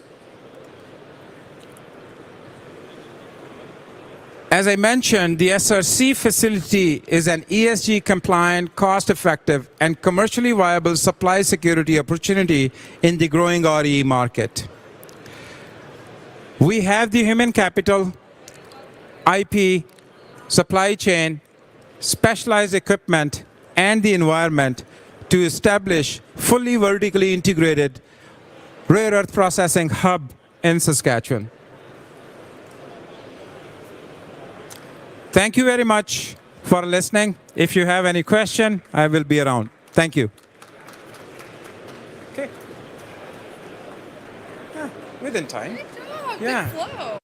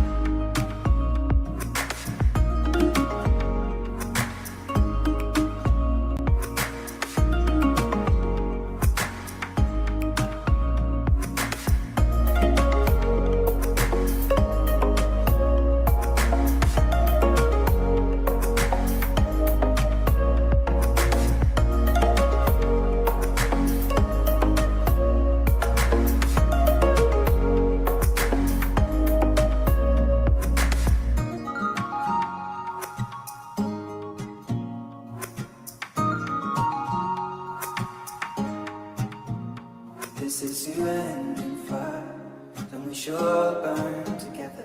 Watch the flames climb high into the night, calling out Father, oh, stand by and we will watch the flames burn over and on the mountainside.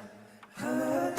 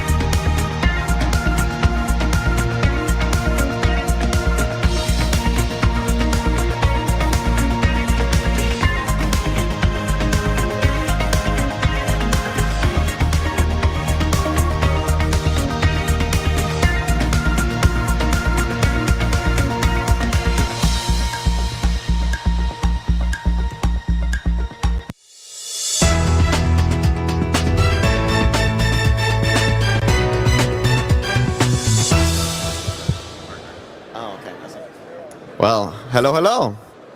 Welcome to our panel today.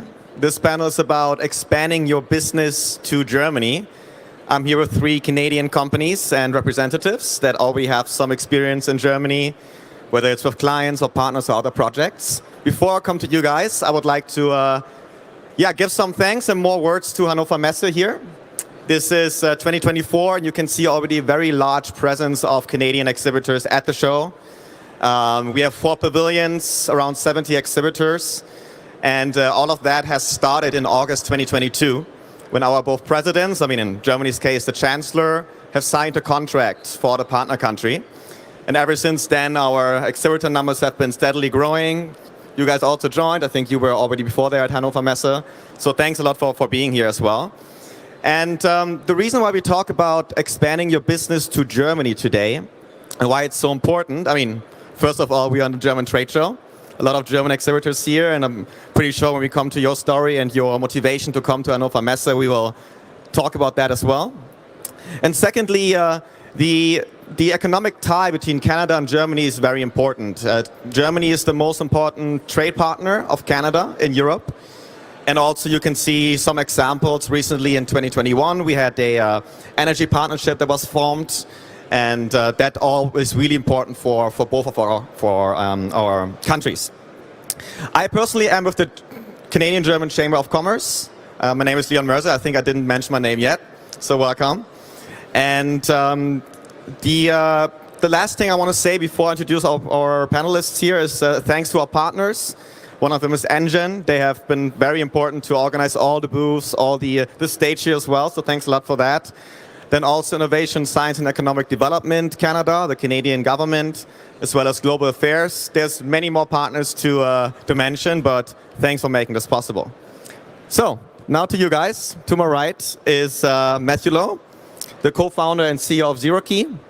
Thanks for joining us. You are based in Calgary and started the company in 2016, right? Correct, yes. You want to share just briefly before we jump into the German aspect of your business, what ZeroKey is doing and which industry you're working? Sure, yeah. So ZeroKey is a industrial real-time location system. So we're leading the industry in terms of accuracy.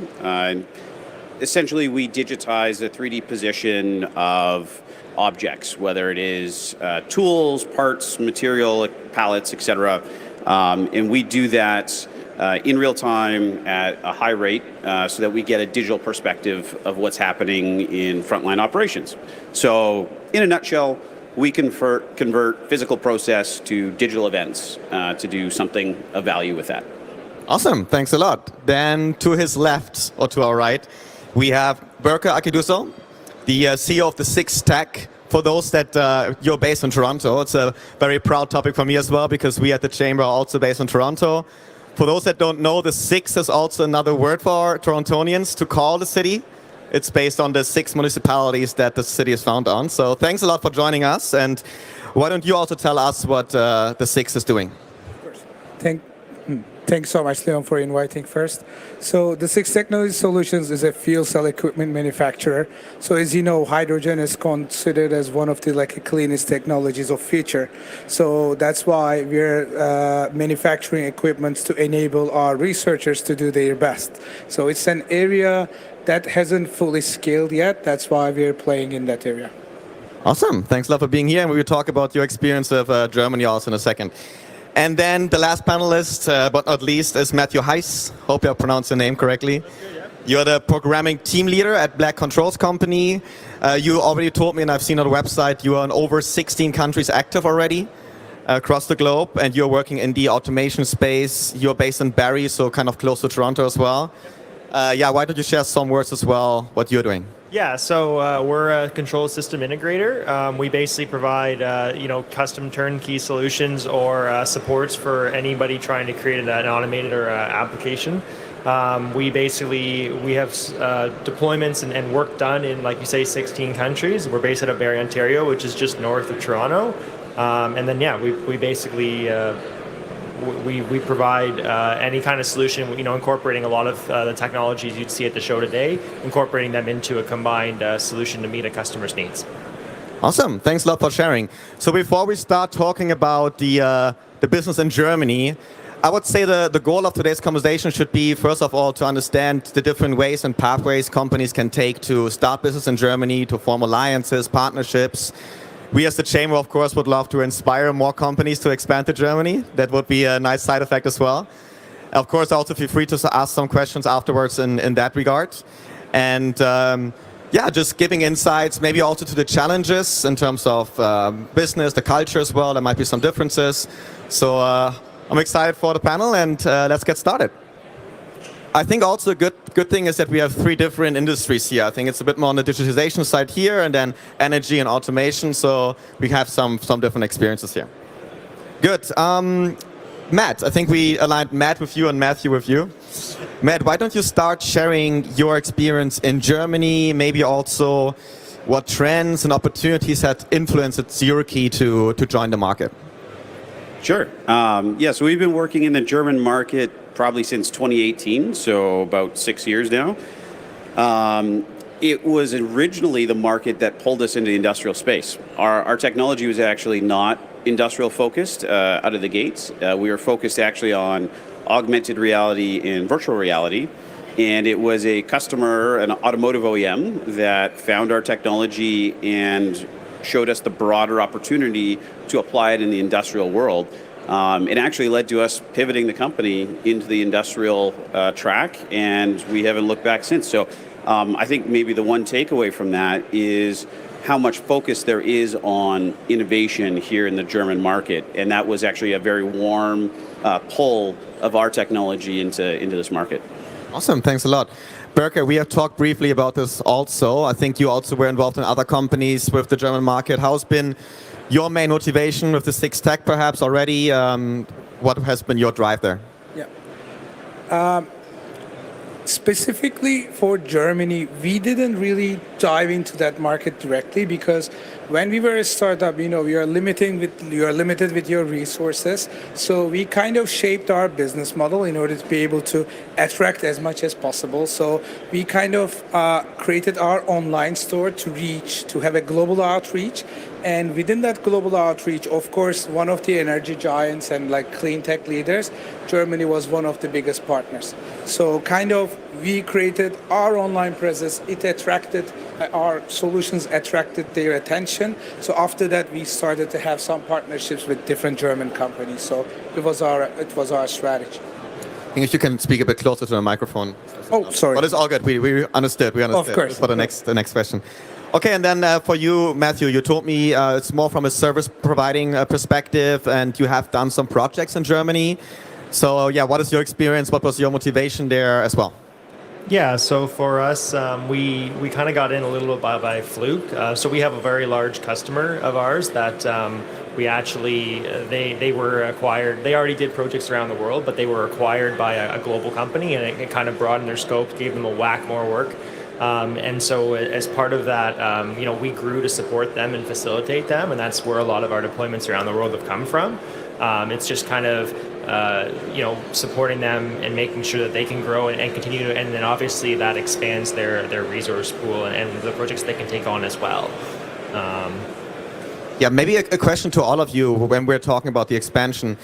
I know it's different use cases here and different cases how you got to the German market, but do you generally feel you had to adapt your product, your service, your approach when entering the market? Open question to all of you. Maybe I can answer that first because I guide a lot of our product development. Short answer is not really. We actually found the companies that we work with in the German market very easy to work with, and because English is so universal here, there was little localization that we had to do. I think the biggest challenge really is just the obvious one of time zone difference.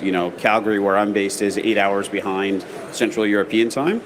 And so, when you're working with big automotive OEMs in large companies, they require, rather rapid support if something goes down, especially our technology that ends up being used in critical processes on the assembly line. Assembly line can't be down for hours while we wait for someone to wake up back home. So that is often something that we've had to adapt maybe in terms of our support processes. But in terms of the products, I think it's been very well received in the sense that they're happy to use a product that was developed for other regions as long as the value is clear and it's easy to use and easy to deploy. So we haven't had that issue otherwise. That's good to hear. How was it for you both? I'll piggyback a little bit on Matt's answer because we didn't change really the product, but we changed our approach a little bit because the customer, I will give you an anecdote. The customer that we were dealing with actually was the one we were selling a very standard product of ours, but it took the longest to sell.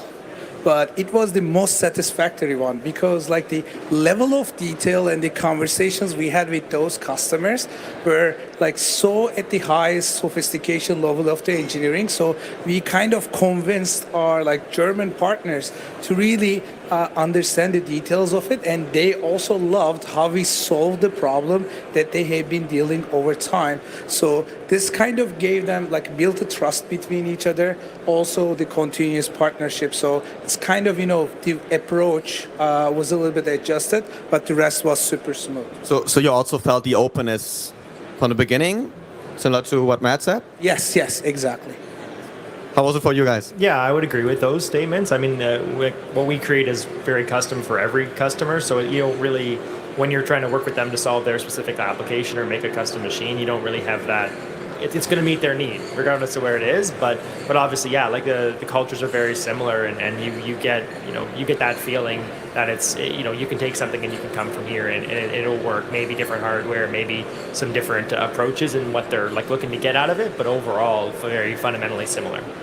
And if I can add to that, sure. One of the things about Germany that I've found is Germany has done a very good job at globalizing its large corporations. We're talking about Volkswagen, BMW, Mercedes, these are brands we know around the world and have a global presence. And I think because of that global exposure, they understand they don't have such a unique regional culture that makes it that's difficult to work with. They understand how they have to work on the international stage. And so that makes it very easy to come in and work with them because they're already adapted to that. Yeah. That's great to hear. All positive so far. We come to the challenges in a second as well. You mentioned the time zone, which I agree with. Even just to stay in touch with family, for me, it's the same challenge because I moved from Germany to Canada too. So Matthew, you mentioned that you went through the German market through a client. So perhaps that was your primary entry. In general, did you have other strategic partners in the process? Did you know other companies in the same space that you could collaborate with, ask for advice? Is there anything you can share on that note? Open question.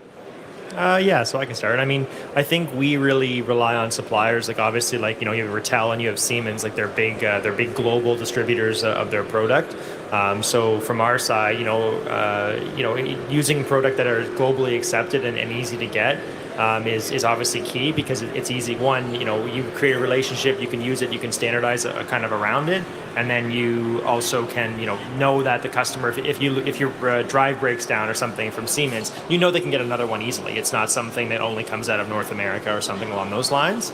And I would say the other thing is that your relationships with your customers. For us, at least, we don't really get to create that strategic partnership, or we haven't yet, but relationships with your suppliers or with your customers and your partners to make sure that at the end of the day, they want to keep coming back to you and they want you to do that work. And if it's not, if they don't like what you're providing, then they're not going to be your customer anymore, right? Yeah. Awesome. For you as well? Or?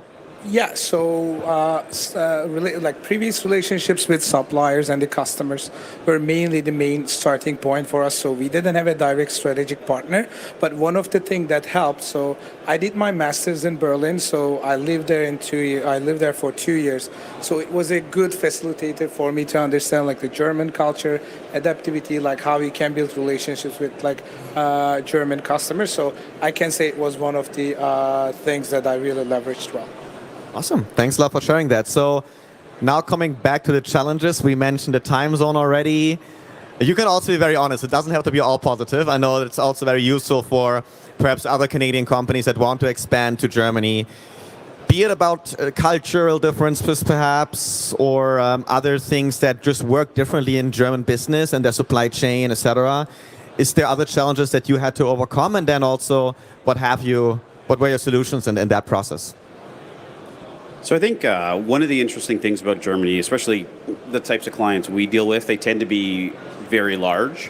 And when you have a large organization, you often have turnover. So you might have an internal champion within a big company, and then a year later they're gone, and you have to rebuild the relationship.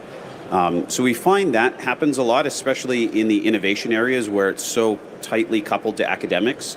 And the natural kind of trajectory of an academic career moving into into the workforce is one of a lot of change. And so when you are working in the innovation space, I would say maybe in this market, get used to having to really build deeper relationships with a broader base. You can't just have just one champion, because there's no guarantee they're going to be there in the future. Yeah, that's a good advice in general. What for you guys? And also, on our side, the biggest challenge, I would say, is it's a challenge, and also something is really good push for innovation, was like, in our industry, especially in the fuel cell area, it's very difficult to come up with a standardized products, because like depending on the research interest, depending on the requirements, like you need to customize the product according to the needs. But when we were working with our German researchers, so they were super clear and crisp about the requirements that they had. And sometimes the requirements were at the edge of feasibility, but it created some motivation for us to think differently, like how can we customize the product. And it also paved the way for instance, one of the things that we are very proud right now is our modular design. So what I'm trying to say with this, for instance, we have fuel cell test stations. So we know that researchers are usually constrained with their budgets. They cannot always invest in. But they were actually looking for expanding their stations over time. But rather than, scrapping the old one and getting a new one, it's not always possible. We kind of came up with a modular design. They can actually add a Lego pieces on top of it, so they can actually expand their system over time. So this was something that just came up while we were just exploring these opportunities with them. So it was a challenge, but turned into something really nice. So I'm very proud of this company. Yeah, I was just going to mention you to turn the challenge into an opportunity in the end for you. That's the best approach always. Doesn't always work, but this was a good example, yeah. This time it worked, thankfully. Very good. How was it for you? Was there some challenges to overcome? I'm sure there were. Yeah, I think for us, it's like you said, there's a lot of turnover that exists in Canada too, especially in large industries.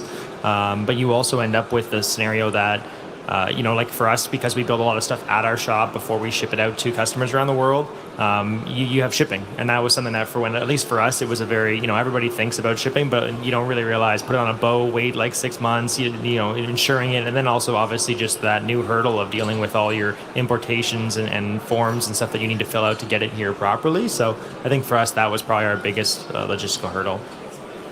And to your point about turning a challenge into a benefit, one of the things we did find when we had turnover of those internal champions that we relied on, when they did go to another company, and usually they stay within the same general industry, they brought us with them as well. So that certainly is kind of a benefit, that at least the ecosystem here is very collaborative. And you have, as an example, Arena 2036, which sponsored by Daimler or Mercedes now.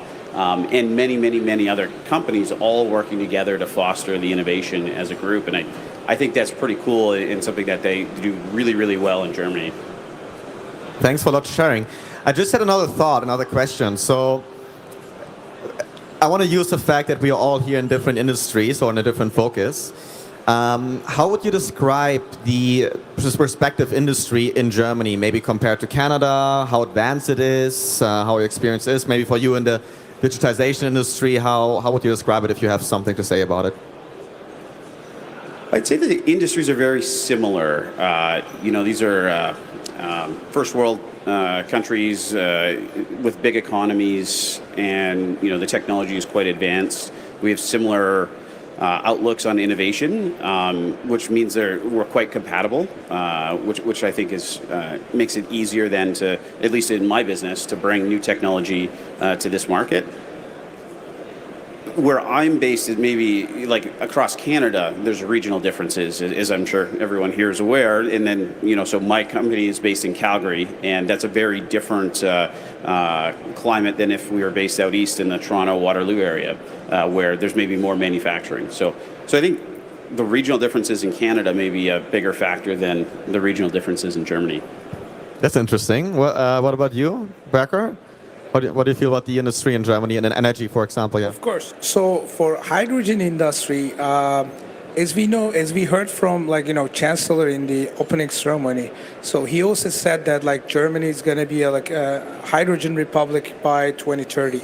So Canada is already very big on hydrogen game. That's why we are talking about two big leaders in the world arena. So that's why industries are very similar, very compatible, and they basically learn from each other. For instance, Canada is more for focusing on industrializing use of heavy equipment like motors and everything in hydrogen. And also there is a big clean transformation that's happening in Europe too, and Germany is the leader for that. So there's a lot of collaboration in between. They're going side by side, I would say.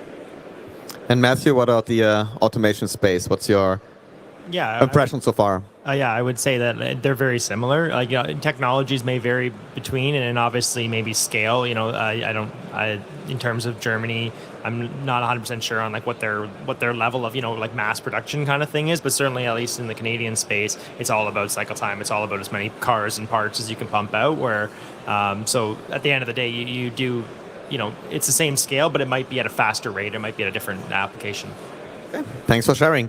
So maybe one more piece, because before we come to the Q&A and some wrap up, what would you recommend other Canadian companies when approaching the German market? I heard a lot of positive things about the market, and it's very open. I know there are some challenges as well.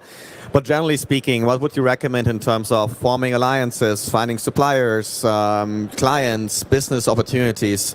Maybe if you can share some to your fellow Canadians. I'll go first, I guess. Yeah, so I think from our side, obviously your relationships and your suppliers are critical in providing it, especially for what we do, which is, you're taking from lots of different suppliers and putting it all in one thing. Obviously, you can draw on grants, and grants and tax credits. Lots of governments have those incentives to try and help you grow and export into new countries. And then also there's programs, especially in Canada, there's the trade apprenticeship. It's TAP program, but I can't remember what the A stands for. But there's acceleration. So there's those programs in Canada that can help you certainly get moving forward. And I assume Germany has some similar things as well, if you're trying to go the other way. This time I'm going to piggyback on Matthew's answer, because I was going to call the same thing, especially, for instance, trade commissioner service is a very big thing that any company needs to really benefit from if they're expanding into new markets. But on their own, as a recommendation to companies themselves, what I can recommend is they need to be super crisp, detailed, documented approach that can really clarify any kind of detail heavy here, yeah. You got it. So that's fine. They need to be very thorough and detailed in their preparation of themselves. Thanks for sharing. And we didn't get to you. True, yeah. We usually go that way around, so now it's changed. I'm confused already. I think I would actually echo a lot of those comments. Leveraging the TCS is a no-brainer for any Canadian company. We're extraordinarily fortunate to have that available to us, and they bring with them so much knowledge about the market that takes years and years and years to establish that you couldn't really do it on your own. So that's number one. I think there's I met with many people at Messe this year about expanding to Germany, which is a location we're looking at opening our next office. And they have many economic development regions that have services that give you kind of a soft landing and really make it easy to get into the market. So I definitely leverage those. And I think the last thing, and just to piggyback on what Matthew said, being very clear and intentional about what you're looking for. Go where the clients are. These are all, general advice that applies to any industry or market you're getting into. But it's also important here because, you need to be close to where the clients are so you can support them the best and give them the best service and the best value. And that's, at the end of the day, what makes a company successful usually. Thanks a lot. I think we have to compete with another stage for the last 5 minutes. I think Festo is trying to kick us off the stage, but just to speak up a little bit then. Okay, so then maybe the last question I would have to you guys before we go to the audience would be, as a part of the expansion to Germany, of course, Hannover Messe is very important as well. So how has been your experience so far? I think you have probably been many times already to Hannover. Yes, so I've attended for many years, going back to the pre-pandemic days, but this is our third year exhibiting. And this year we actually have 2 booths, one here in Hall 7 and one in Hall 2, and that's a standalone booth in Hall 2. This is one of the best shows of the year for us as a company. It's the sweet spot of our market.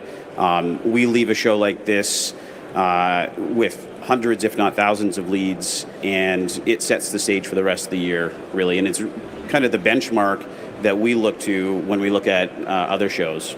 So we love it here. We'll be back. I tell my staff all the time that if there was a Messe every month, I would do it every month.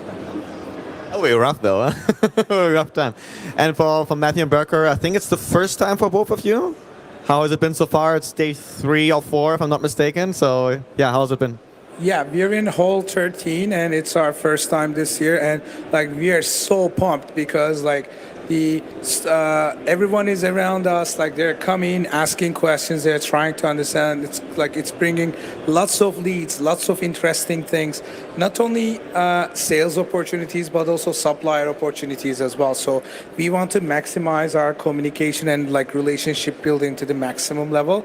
That's why like we are super excited, and after seeing here, like we want to book our place for the next year definitely. So, and just like Matt said, like it's one of the best, I can say. In the quality of the people and the companies, both on the customer and supplier side, you can't beat. It's second to none, in my opinion. 100%. A lot of management here as well, yeah. Yep, absolutely. Yeah, and then I guess for us, it's our first show here. I was here as a visitor last year, and it was great. And no, but yeah, again, we're having a great time, and it's an excellent show, and lots of people coming by and seeing and talking to us. So I think overall, it's a good experience, and yeah. I think I will use that opportunity to promote next year again. So this year already has been very successful for many Canadian companies, and then next year we are proud to be the partner country of Hannover Messe. And of course with that, even more companies will come, more shows, more reception, and more opportunities to connect to German companies as well. Maybe before we wrap up, is there any question from the audience to one of the panelists? Bernd has a question. Someone has a question? No. No? Okay. Well, then nothing left to say apart from thanking all of you to share your experience, the very different and difficult approaches you had to go to Germany, the challenges, and how you, as we said it, made them into benefits. And we hope to see you next year again. Thanks so much. Excellent. Thanks for having us. I appreciate it. Thanks. Thank you.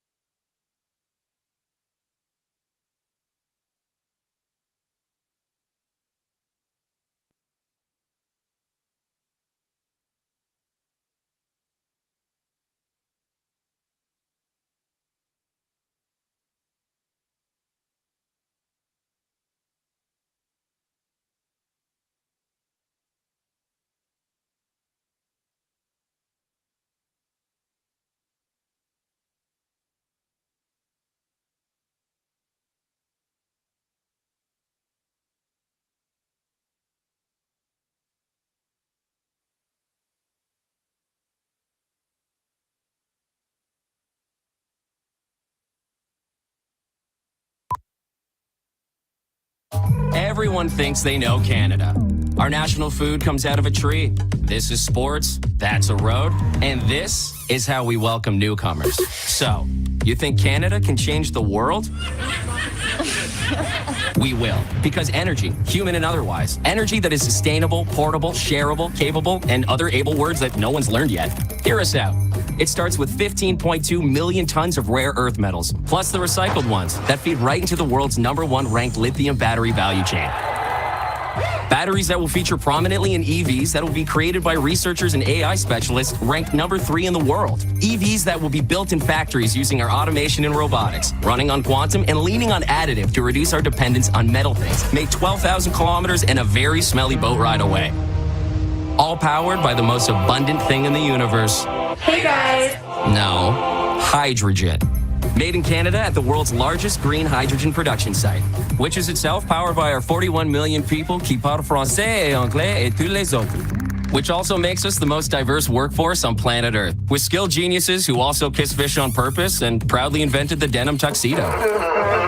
We also invented insulin, un gros bras dans l'espace, le premier téléphone, and the one that fits in your pocket and occupies more of your life than your children, on which you scroll an average of 13.2 meters a day. If you're just tuning in now, H2, LI, EVs, AI, 3D, DEI, PNG are why we should be friends, eh? But also because of the super secret tech we're working on, like and that's gonna put on the moon. We might even show you next year when we partner to host this thing. Not that one, this one.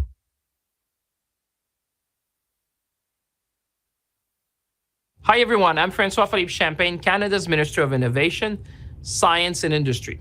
In 2025, Canada will be in the spotlight as partnered country at the Hannover Messe, the largest showcase of industrial technology in the world.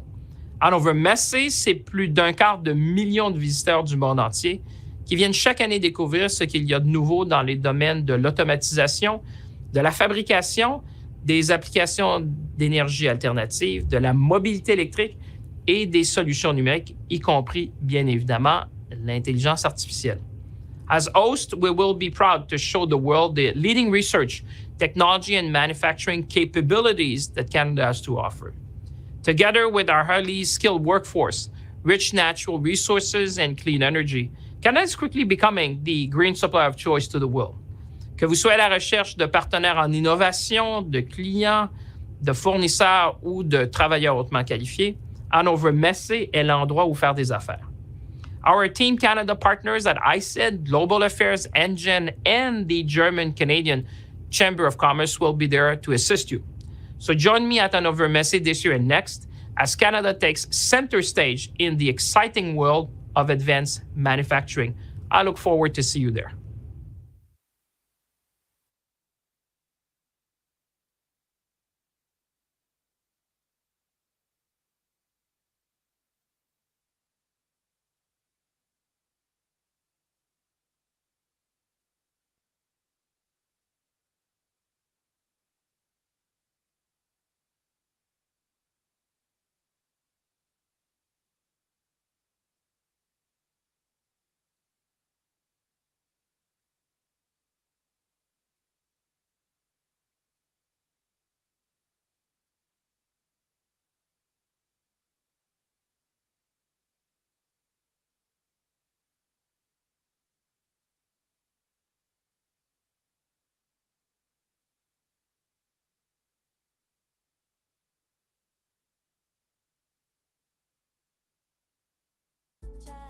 Miss them